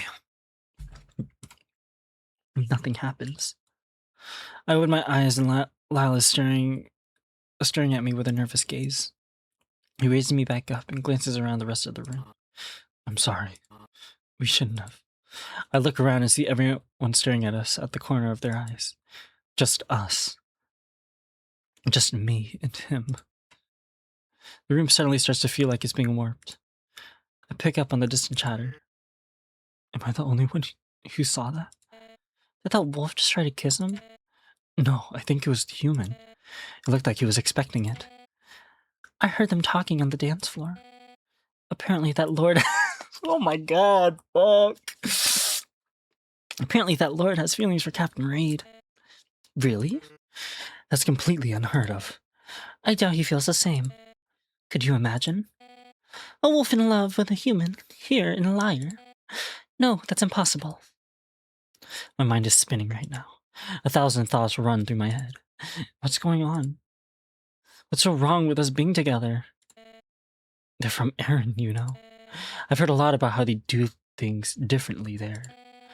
Maybe they should just go back to Aaron with the rest of their lot. Hey, now, no need to be insensitive. So this is what they think. I see Liz standing a bit outside of the crowd. She has a concerned look plastered on her face, and I see her stare into my eyes. I watch her mouth some words in my direction, but I can't understand what she's saying. I don't see Raina or Kadaj anywhere in sight. The music hasn't started playing again. The room becomes a cascading pit that threatens to swallow me. I look up at Lyle and see him glancing around nervously. He looks down at me with fear in his eyes. Richter, I'm so sorry. I didn't know what to say or do. I tried to... He chokes on his words. He's rubbing his paws together in a nervous way. I'm sorry. I can't believe this. I want to leave. All right. He puts his arm around me and starts to lead me towards the stairs. Alone. Please. But I wanted to Lyle, please. We'll talk later. I say this in a hushed whisper. I just don't feel like being around anyone right now. I break away from his arms and begin to walk toward the stairs. Everyone I walk past is completely silent. Every single eye is on me. I hate it. After climbing a few steps, I turn around and address the people in the room. To all of you shams who smile at me through your teeth. I pause, feeling like there's a large ball in my throat. Only to have your good opinion crushed by something so trivial. Enjoy yourselves. There's a dreadful silence that falls over the rest of the ballroom. I look down and see Lyle standing at the base of the steps. He looks concerned and confused, but for a moment, I think I can see a flicker of admiration on his face. It's like he's happy I'm standing up for myself. I thought this was a party. There's even more silence before the music resumes. I trudge my way up the stairs and go through the main hall doors. I may be slightly drunk, but it's nothing compared to how drunk I feel from telling everyone off like that. The power fades through as everything settles in. I can't believe this. Is there a problem with interspecies relationships in Lyre? Now that I really think of it, I've never seen one here before. I look back on all the times I've seen a couple and realize that they've all been the same species. I guess I never really questioned it because I didn't stand out much. Why though? Why is it such a problem? It happens all the time in Aaron. I've had my fair share of experience with several different species, and I know many people who are with different species. Some of them are even married. They can't have kids, but that's not what it's all about. I walk through the halls and run my hand along the wall. Anytime I come across a picture frame, I trace the bottom of the frame with my fingers. I think back to the look on Lyle's face when he had stopped dancing. I think about how he looked that whole time. Every facial expression blends into one. Confliction. I must have put him in a pretty uncomfortable position, being so forward like that. I think about the way he looked so nervous and scared. All this time, I thought he was just shy. My pace slows and I feel my eyes start to water. Fuck all of them. That was so embarrassing. I never want to see another noble's face again, with their stuck-up attitudes and pride. I'm just going to do my job and focus on what matters. Richter! I hear Lyle call my name down the halls. It echoes across the walls of the corridor. His voice gives me a sense he's worried, but I don't really want to be seen like this right now. I can't even remember what the last time I cried. I run further down the hall and reach a dead end. There's a door off to my left that I recognize. This is a tunnel that leads me to the village. Or that leads to the village. Richter, I know you said you wanted to talk about it later, but please, I'm really sorry. I run into the tunnel and quietly close the door behind me. It's extremely dark in here. I'm not even able to see silhouettes. Not to mention, it's night, I can't even see the light up ahead. I feel my way around and find the wall of the tunnel. It's really cold. After steadying myself, I start to move forward, crouching the wall and being careful not to trip. The noise of water drops hitting the floor is almost therapeutic. I step into a puddle of water and for a moment, I think I can see a light. To test it, I take a step again and notice the water starting to glow. What the hell? I bend down and touch the water with my bare hands. It's warm. Little swirls of glowing water show and light the area around me. What the hell is going on here? I've heard of water doing this before, but isn't that in the ocean? What's it doing down here? I take another step and use the light outside my way through the tunnel. This only works for a few feet though, because the puddle is only so big. I steady myself on the wall again and work my way toward the exit. Judging by how long it's been, I should be getting close. I don't even know why I'm still walking anymore. I've stopped crying and I really want to go back inside. The air in here is freezing, and if I remember correctly, the trap door at the end is locked. I'm too far in over my head now, so I just keep going. I'm completely sure that if I somehow get lost, Lyle will sniff me out. He was already hot on my trail after I left the party. Suddenly, I tripped over the terrain and fall into a set of wooden steps. I managed to catch myself with my hands, and aside from the initial shock, I'm not hurt. I look up and I can see the faintest light breaking through the crack in the trapdoor. Climbing the steps slowly, I reach up and press my hand to the bottom of the door. The wood is cold and dusty. It opens. Did Lyle forget to lock it? No, I swear I remember him locking this. He wouldn't forget. The dust falls off the floor as I lift it up. The first thing I see is snow falling gracefully from the night sky. It's much warmer up here. Everyone's candles and torches are lit, so I assume they're inside in their homes.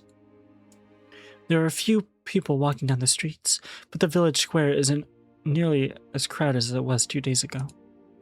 I look up and see the lanterns burning with vitality fire. The area around them is almost completely devoid of snow. It falls from the sky and hits the ground. The snowflakes dissipate and melt into the cobblestone. I find a warm spot in the alley and sit down. I bring my knees up to my chin and wrap my arms around my legs. The lower half of my face is buried in my scarf, but I can still see snowflakes fall into the back sleeves of my suit and melt. At this point, I don't really have any thoughts. I just feel like falling asleep here. I'm almost waiting for that trapdoor to open any moment and for Lyle to come crawling through. I regret leaving him at the party.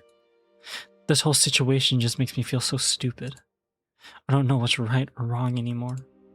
I feel like I'm at fault, but I also wish someone would have warned me. I don't know. I feel so stupid right now. Everyone's always telling me how clever I am, but sometimes I feel like it's on accident.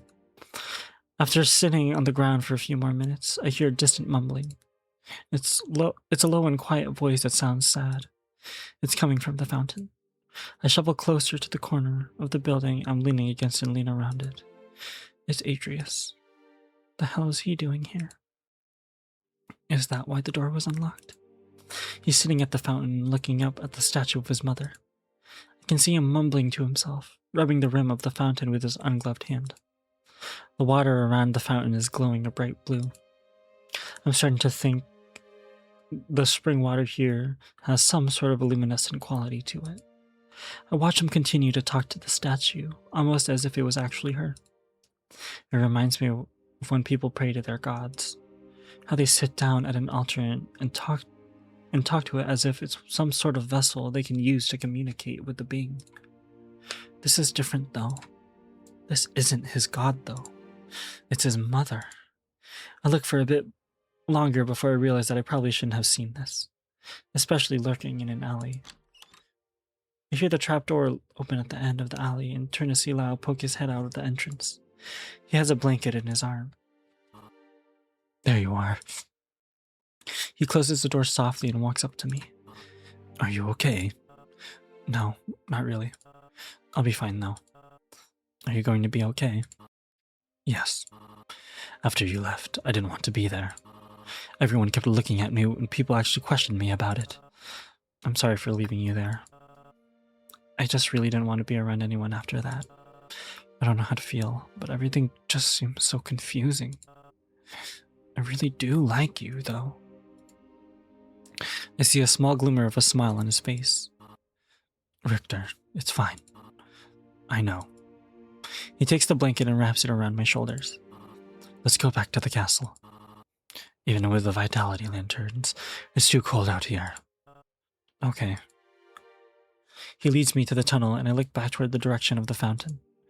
Adrius is probably still sitting there. Something wrong? No. I just have a lot on my mind. He opens the door to the tunnel and leads me down the stairs. Yes, me too. He lowers the door and closes it with a resounding thud. I can hear him locking the door, then a few seconds later, he gently takes my hand in his paw. Tell him to unlock that. I mean, I know Adrius probably has keys, but tell him to unlock that. After leaving the tunnel, we walk down the corridors for a bit. His paws rest behind his back shyly as he carries on by my side. We haven't spoken a word since we left the tunnel. My clothes are a bit damp, and the shoulders of Lyle Sue are also a bit wet. I wish the ball hadn't ended like that. He gives a sigh of agreement and nods. Yes, I'd hope it would have gone better. Even at parties, the nobility refused to let loose as others would. If letting loose means being less ignorant, I wouldn't expect them to do it outside of parties either. Lyle snorts and lets out a laugh that echoes up the hall ahead of us. Richter, oh my god. You should have said that to them earlier. As I was leaving, please don't remind me.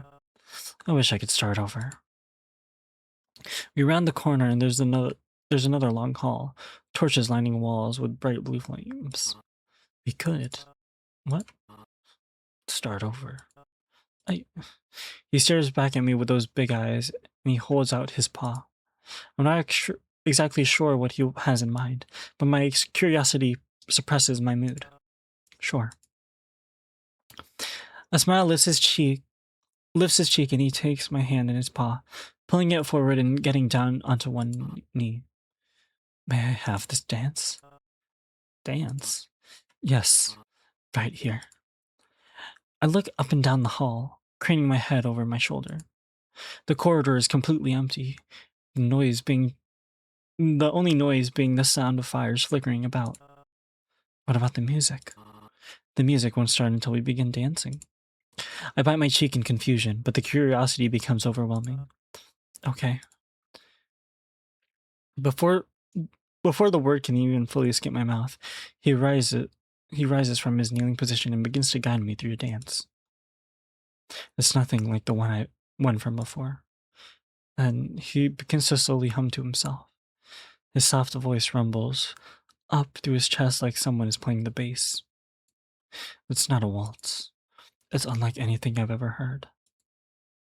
As we spiral down the hall, our feet coming close enough to step on each other's toes,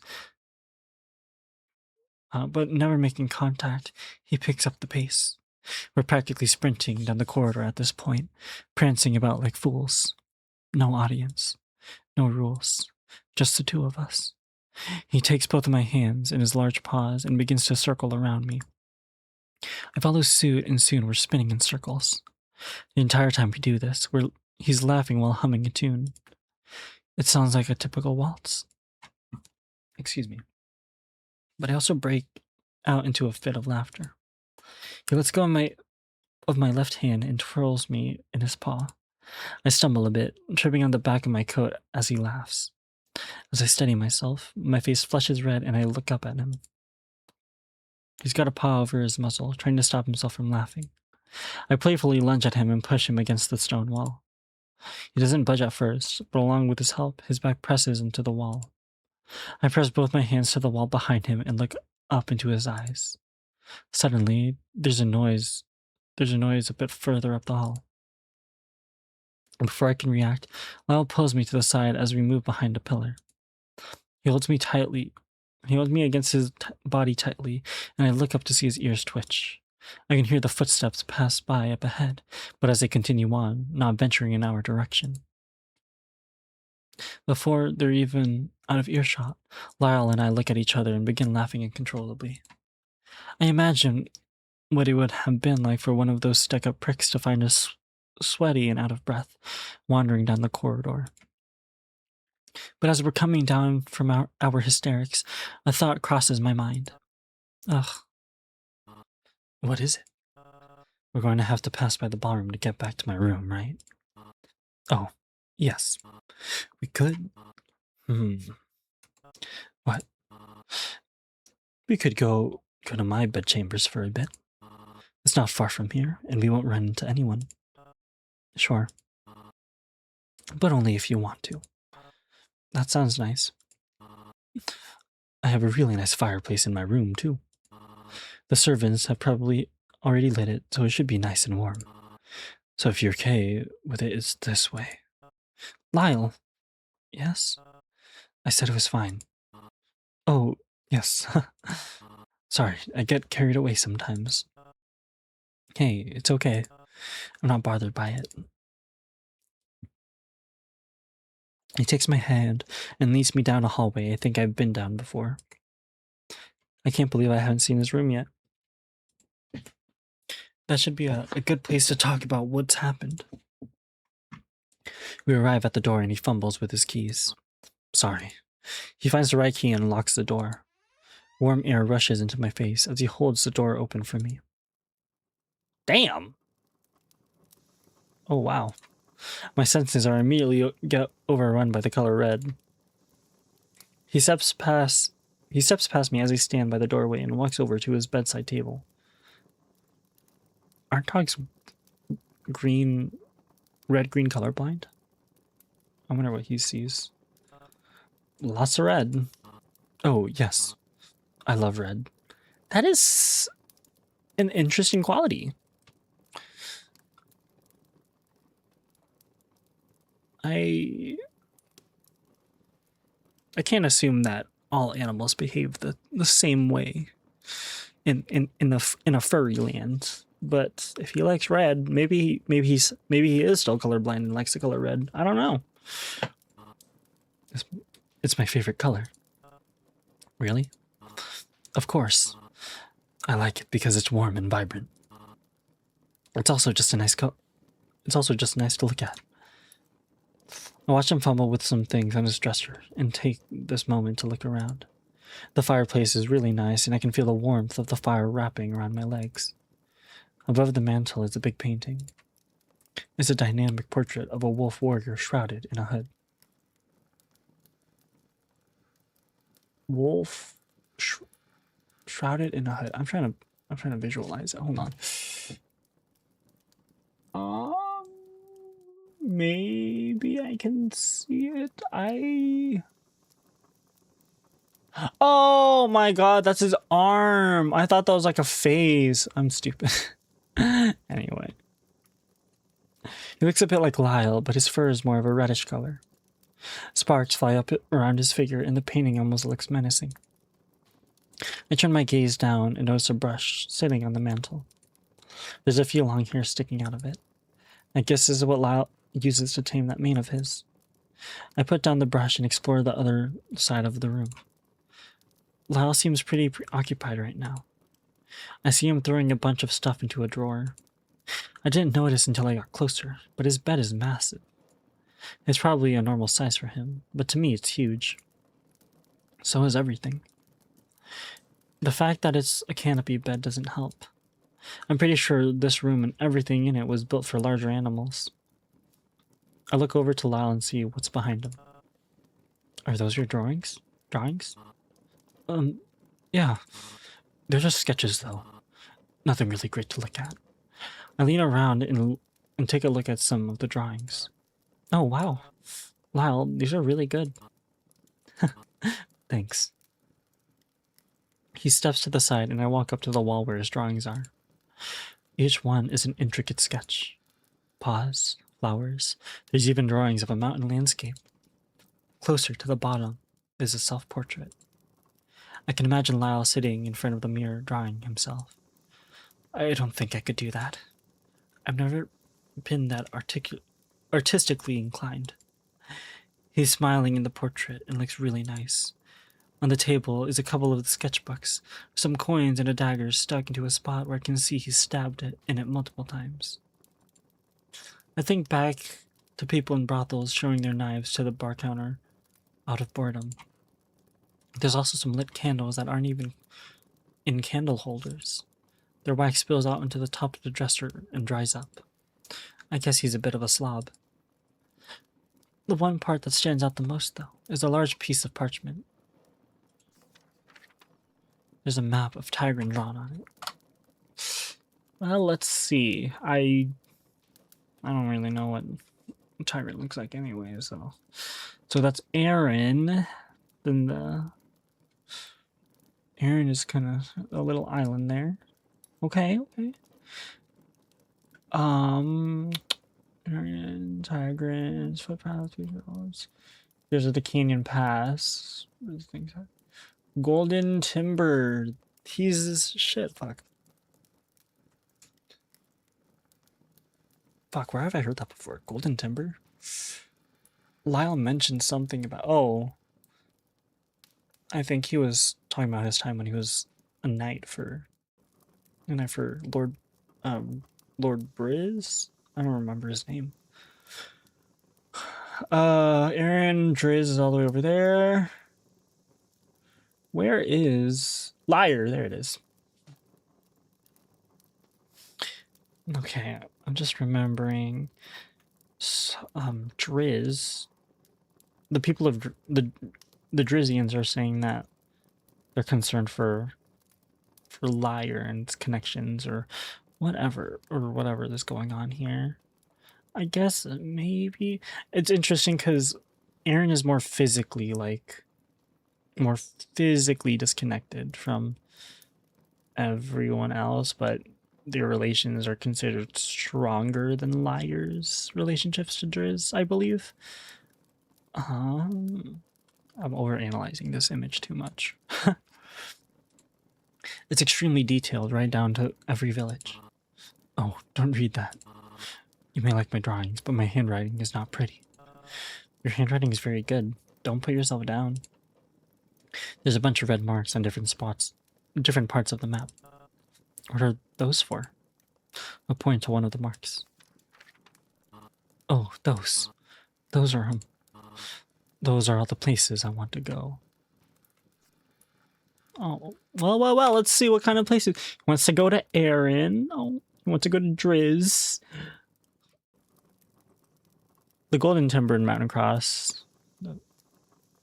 He hasn't marked because he's been there before. He hasn't marked the Canyon Pass because, again, that's where... I mean, I wouldn't say that's where most of it, but... Canyon Pass, that's where the bandits attacked.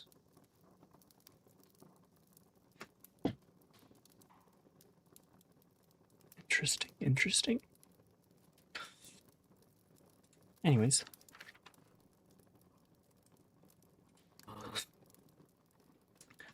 Like the other two kingdoms in Nero's clearing, I also really want to go there. He points to a place on the map that's just above Aaron. Sorry, going back. Just above Aaron. The Lover's Lake. Want to go to Lover's Lake? I've heard that this river is beautiful during the summer. I've been there before. The Lord's Bend is a beautiful river. I didn't get to see much of it though, but from what I saw, it's nice. He guides his finger down to the to an island off the coast of Driz. I just want to keep looking at this map. Hold on. The island on coast of Driz, the Parched Labyrinth. Where have I heard that before? Parched Labyrinth. I think Lyle may have mentioned it before. Have you ever been here? I take a closer look, but I instantly know that what he's looking at. The Parched Labyrinth. No, I can't say I have. Like you, I've only been to places near or just outside of Erin. Although, I've heard that it's very dangerous there. I'm pretty sure it's almost an inhabitable jungle. I want to go there someday, just to see it. Maybe one of your duties will take you there. You never know. He stares at me with a dreamy look in his eyes. I hope so. I look at the other spots that he's marked, and then one stands out to me. Lover's Lake? Huh? Oh, yes. I wanted to see that lake eventually. Because it's shaped like a heart. He looks down at the ground and sits on the bed, letting out a big sigh. I'm sorry for earlier. Lyle, I said you don't have to apologize. No, I do. I shouldn't have been pried. I shouldn't have even pried. I didn't know that people would be listening. That was a conversation that we should have had there. It's me who should be apologizing. I shouldn't have been so, you know. But I swear, I had no idea about the stigma of interspecies relationships. I believe you. But yes, interspecies relationships are a bit taboo in Lyre. Most of the general public finds it a bit weird. In some cases, it's acceptable, but a human and a wolf. Forget it. We'd be the laughingstock of the entire kingdom. Wow. I had no idea it was like that. Word of Lyre doesn't spread much outside of the kingdoms, and it's definitely nothing like that in Erin. Really? Of course. It's completely normal. Even with the large human population, people still fall in love with other species. No kidding. He falls back onto his bed and sighs. I have to get out of this kingdom. Speaking of kingdom, what about the party? Shouldn't you be doing your job there? Not that I'm not enjoying the company. His tail swishes between his legs, rubbing against the bed sheets. Nah, I got someone to cover for me. It's fine. Just for a moment, all that can be heard is the fireplace. The cracking of the logs and the dancing of the flames. You know, you never did answer my question. He sits up in his bed, and we're on now eye level. What were you hoping I would respond with? Oh, it's okay. You probably already know how I feel about you. It's painfully obvious. I feel my throat tighten as the next words come out. I don't care what anyone thinks. I only care about what you think. Because as far as I'm concerned, you're the only person I genuinely care about. I love you, Lyle. Everything about you. His eyes widen, and I can feel myself getting nervous. That taste hits the back of my throat that usually happens when I'm on an adrenaline rush or when I'm scared. I wouldn't have made it through these past couple of weeks without you. And damn everyone in this place and their prejudice. My hands are fidgeting and I catch myself intertwining my fingers together. My legs are shaking and I feel like I'm about to vomit. If you don't want to be together because of what people might think, I understand. I could care less about my reputation, but I wouldn't want to damage yours. If that's the way it has to be, then. Before I even know it, our lips have met and he's passionately kissing me. My heart skips a beat and I freeze up. His lips are warm and press into mine firmly. I kiss him back and soon we're lustfully embracing each other. I exhale out of my nose and wrap my arms around him. I'm now sitting on top of him as he leans back further onto the bed. His tongue slowly works his way past my lips and I succumb to his desires. There's no holding back as we explore each other. Let me turn that down. Kiama.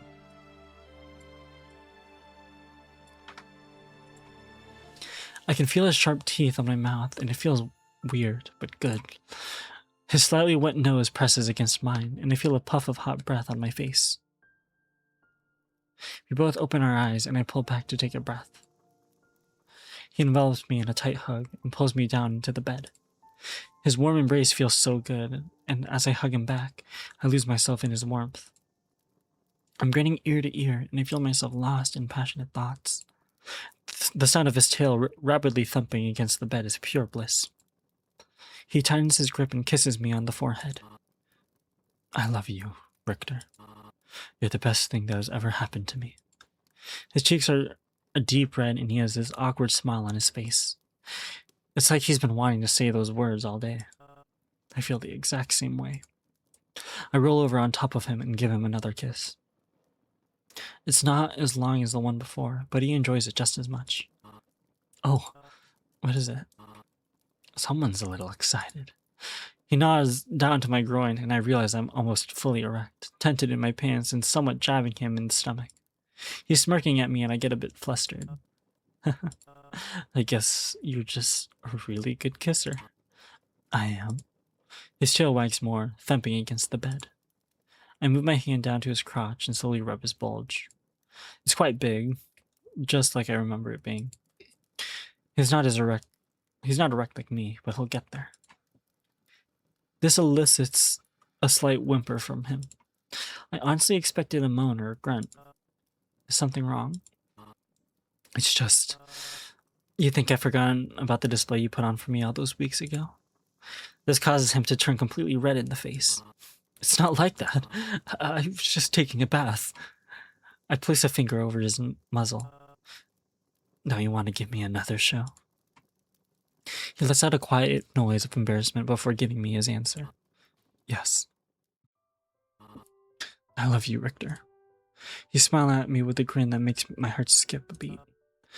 I love you too, Lyle.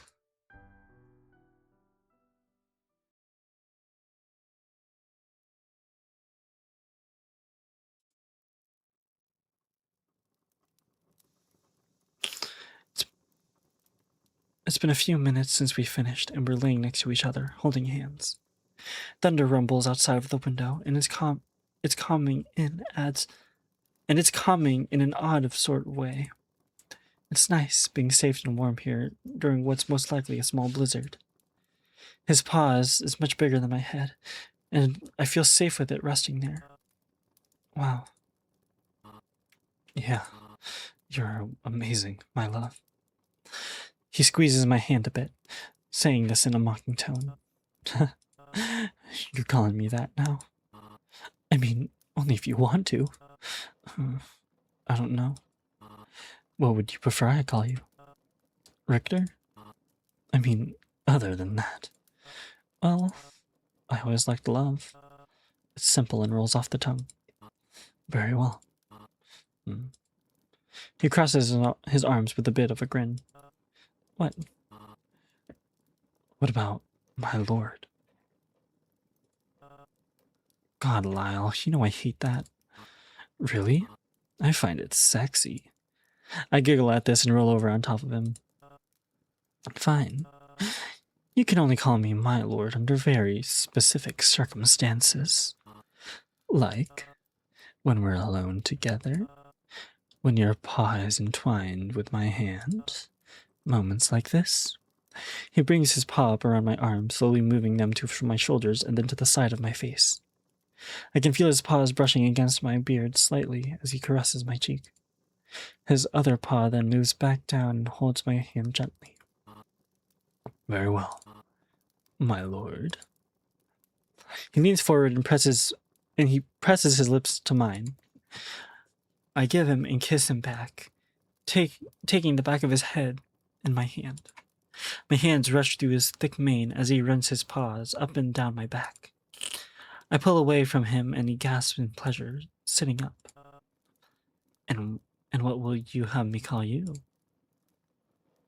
I see him thinking about it. Pal? Hell no. Buddy? No. Good boy. I can swear he can see his tail start to wag for a moment before he reaches around and places his paw on it. Very funny. But no, absolutely not. I was thinking more along the lines of my night, if that's okay with you. It goes along with yours. But love also works. I rest my head onto his chest and rub my cheek into his fur. My night. I say this with a swooning voice, which causes him to laugh. You don't have to say it like... There's a knock on the door. Shit. He swings his leg off the bed and runs over to a tall dresser standing up against the wall. Lord Richter. Hearing this, we both turn our head towards the door and raise our brows, almost in unison. Lyle's in the middle of pulling his pants up around his waist and has a belt in his mouth. We bring our voices down to a whisper. How do they know I'm in here? Maybe someone saw you. Maybe someone saw you heading this way. Yeah, but...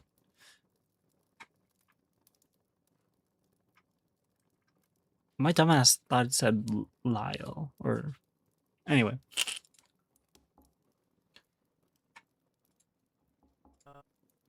Just a moment. I yell towards the door as I put my slacks and throw my shirt on without buttoning it. I walk toward the door and open it. It's the servant from earlier. Yes? Lord Richter, the king wishes to see you in his chambers.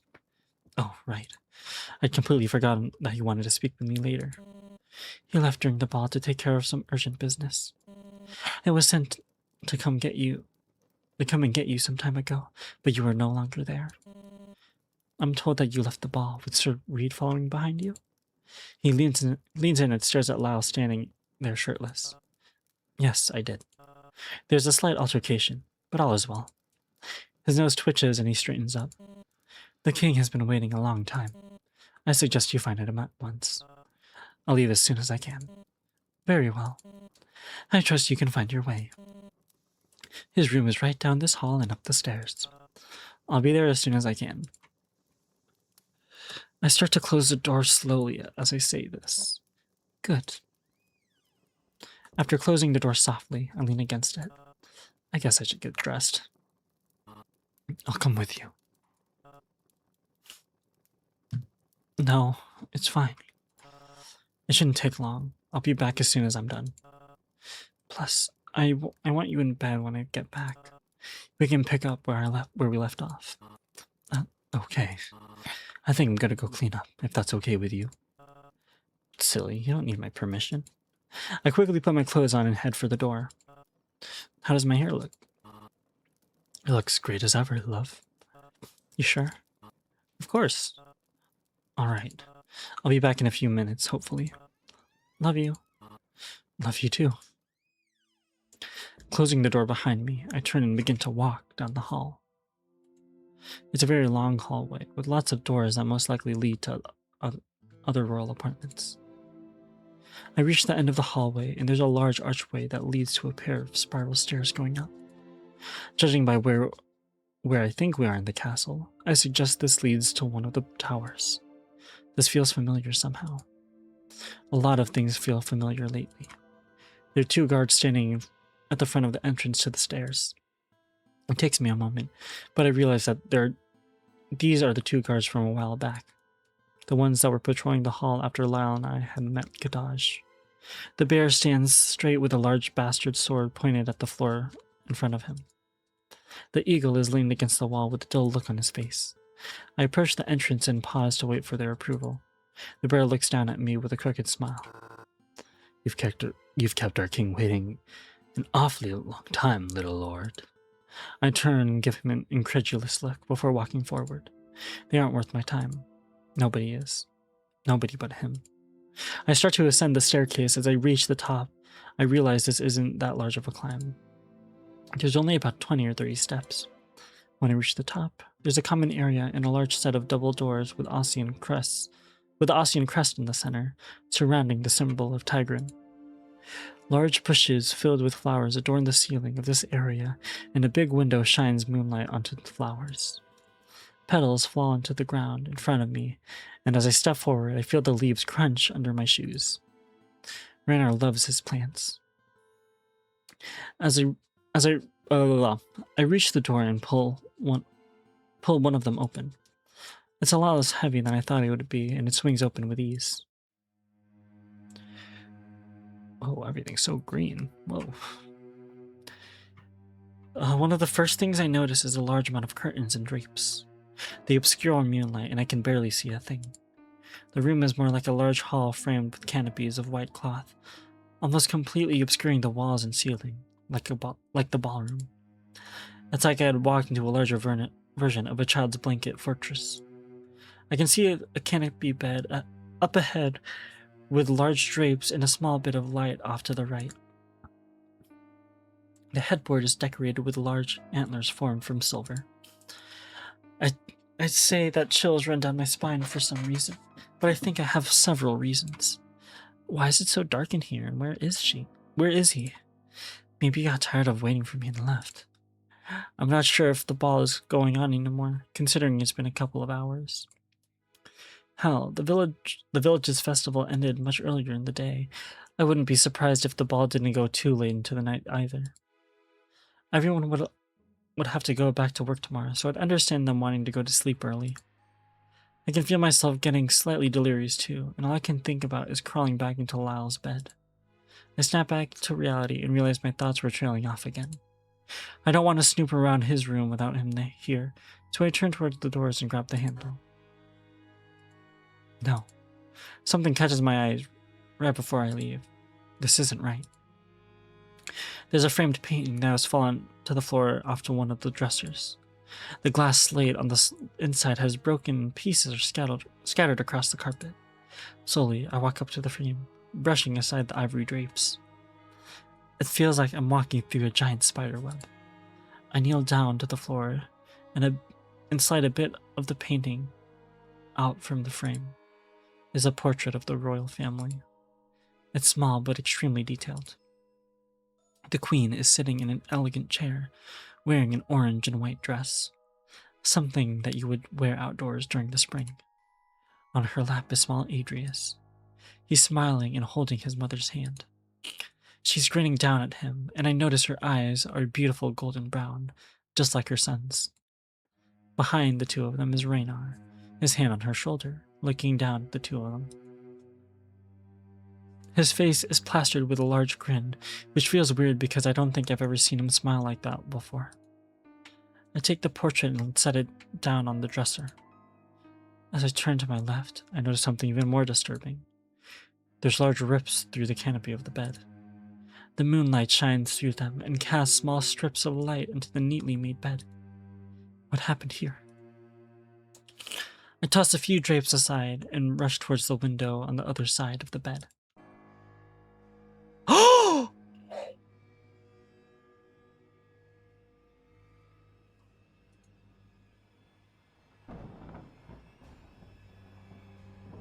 What the fuck?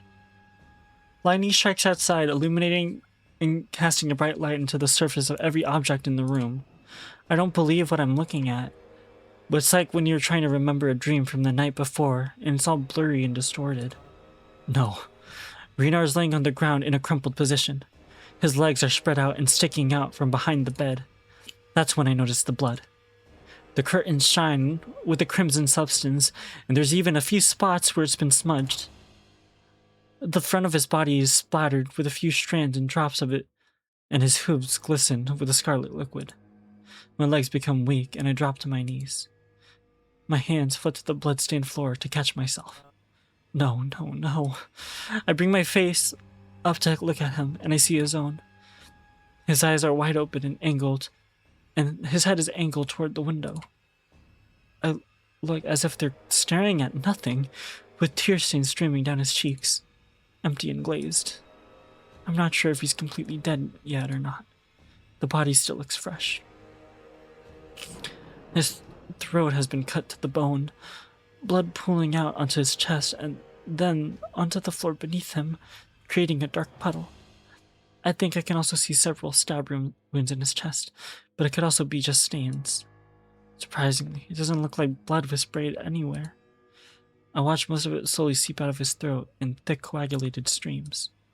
My eyes start to water, but no tears come out. I'm too shocked by the situation. A foolish thought enters my mind that this might be one of those nightmares. I imagine waking up in Lyle's arm as he comforts me. That's not going to happen, though. This isn't a dream. I describe it as a nightmare, but it's not one of those either. This is real. Thunder flashes outside again, and I can see the reflection of it in his eyes. Who did this? There are guards outside of the entrance to his tower. To my left is a dagger. The blade is dripping with the blood, and it stains the carpet floor it rests on. It doesn't look like a special blade. The dagger looks like it's something you would buy at your average smith. My eyes trail back up to his cold face, and the reality of the situation comes upon me like a flood. I look up and notice that some of the blood has been dripping off of one of the drapes and onto my coat. There's already a large stain forming. At first, my body doesn't know what to do. I'm stuck kneeling there on the ground, frozen in fear. My heart is beating out of my chest, and 1,000 thoughts are running through my head. Questions I so desperately wish to have answered. I try to stand up, but it takes me a moment. My head is spinning open again, and I can barely think. Once I'm on my feet and dry my tears, I take a look around. I have to go and tell someone. The guards! I stumble towards the door, not looking back. As I'm making my way to the desk, one of my legs give out and I collapse to the floor. No! All of a sudden, a massive pain shoots up my spine and through my head. Why now? The pain becomes unbearable, and I let out a horrible yell of agony. My eyes feel like they're about to fall out of my head. The door up ahead opens. Your Majesty? Yours. He cuts himself off, and I hear him turn to someone behind him as I struggle to get up. Something's wrong. Stay here. At this point, I can barely hear the sounds of heavy footsteps over my own heartbeat. I manage to bring myself into a kneeling position. Stop right there! He stands over me with his sword drawn. What have you? He looks at me and then up, down at my hands before rushing over to the bed, his cape billowing behind him. At first, I don't hear anything. It's as if the world has gone silent.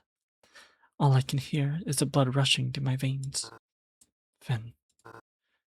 Alert the castle! King Raynar is dead. What? But he was only in here for... Go now! I'll deal with it. I hear footsteps run into the hall and down the stairs. Slowly, I wrench my body around so I'm facing the knight. He prepares to raise his sword. You'll die for this, foreign scum! My heart is racing, and I find myself unable to get a clear sentence out. I quickly gather myself. He brings his sword down, and I swiftly roll to the side. His sword catches in the ground and gets stuck. I'm now on all fours trying to break into a sprint. I can't remember the last time I've done this. I don't have time to revel in my reflexes, though. My feet slip on the floor, but I regain control and bounce towards the door. Just as I reach the entryway, the rug gives out and I slip, slamming my forehead onto the ground. Everything goes hazy, and in an act of sheer will, I lift myself up and turn around, trying to regain my vision. The bear has pulled his sword out from the ground and is lumbering toward me. Please, you're making it terrible. What is the meaning of this? Lau rushes to the doorway, his paw placed on the pommel of his dagger, ready to draw. I watch his eyes settle on me and looks up to the bear. Sir Bjorn, lay down your sword this instant. He killed the king! His eyes contract, and I watch the fear wash over his body. What? He looks behind us at the body laying on the floor. I caught him trying to run away from the scene of the crime. No, it wasn't like that. I wasn't trying to... Quiet! Lyle then looks down at me. His face has a mixture of shock and anger. He looks up at Bjorn. Lay down your sword! His voice is shaking. This is the first time I've heard him shout, and it's terrifying. Bjorn is reluctant, but he lowers his sword. He walks up to me and stands over me for a moment. Lyle, please. I didn't. It wasn't me. He looks down at me with fear, and then looks up at Bjorn. I can see he's clearly conflicted. What the fuck? My heart is thumping in my chest, and I feel like a cornered animal. Lyle then bends down and grabs my arm. He's not gripping me too hard, but slowly lifts me up. Lord Richter, you are under arrest for suspicions of crimes against the Kingdom of Lyre and the murder of King Raynar Ossian. He takes a pair of shackles and binds my hands behind me. What? Is this seriously happening? Lyle, you know I didn't do it. Bjorn is standing by the king, clearly not happy with this outcome. I'll take him to the dungeons. No, I'll take him. Has the rest of the castle already been alerted? I see him tighten his grip on the pommel of his dagger. Yes, I said Finn to alert the castle. His grip loosens and I feel him tug on my shackles. As we turn away, he whispers in my ears quickly. It's an extremely quiet whisper, but I pick up on it. Trust me. A slight wave of relief washes over me. I don't know what we could possibly have planned, but anything is better than being executed on the spot for a crime I didn't commit. He begins to lead me to the door. Bjorn, I need you to stay here and wait for the others to arrive. I'm sure that they will be here soon. Understood. Bjorn lumbers over to Raynar's body, getting down at one knee.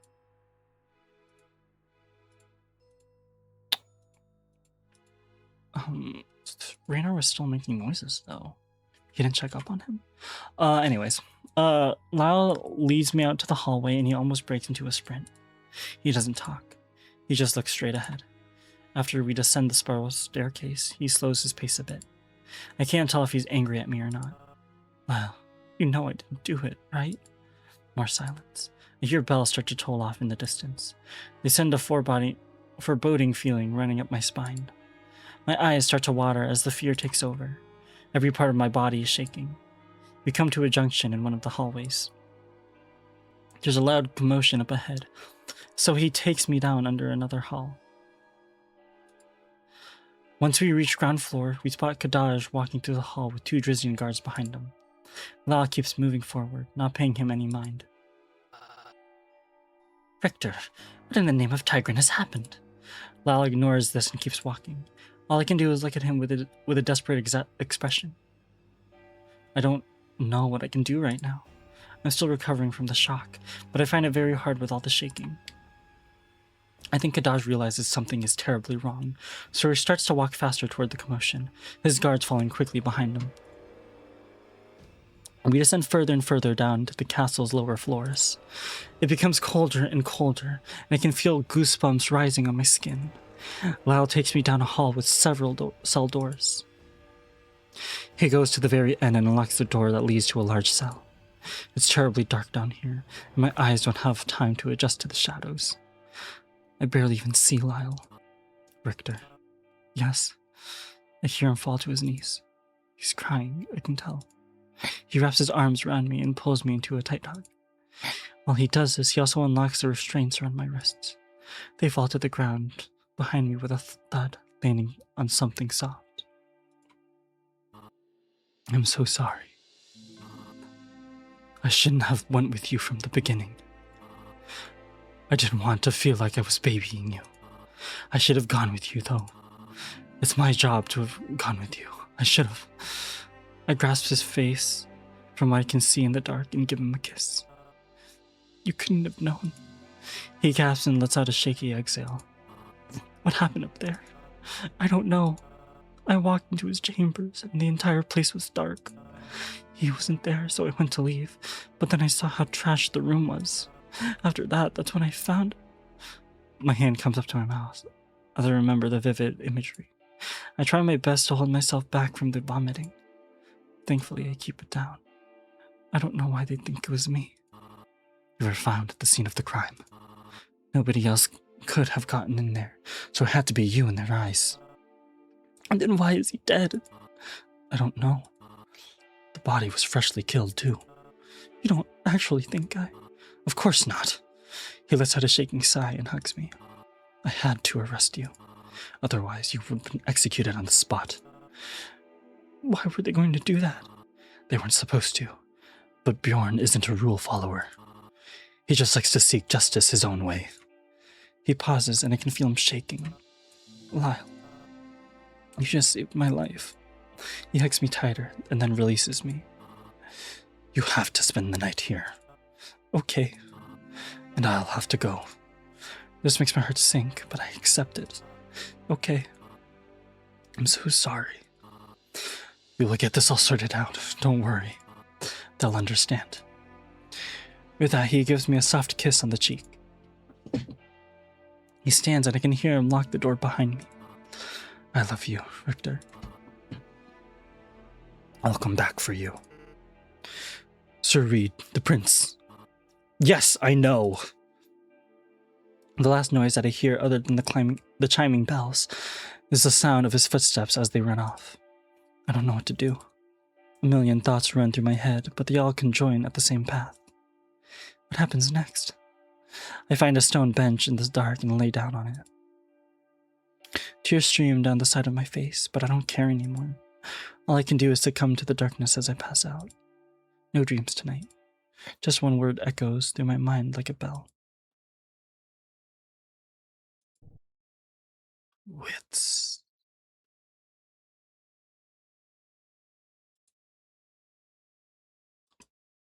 Okay. Whoa.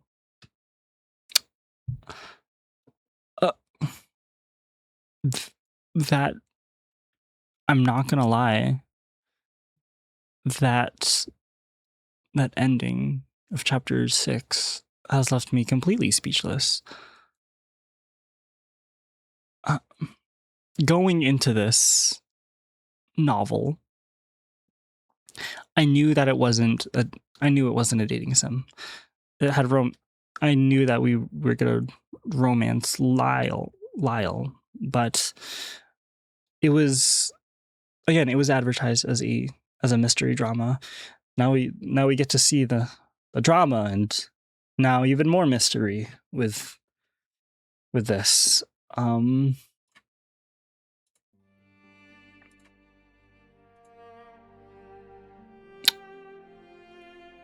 Again, I'm speechless. They don't have any. I guess it's not a CG. I guess it's technically a background. But oh my god, that ending. That actually kind of scared me. Like, who did it? Who's the culprit?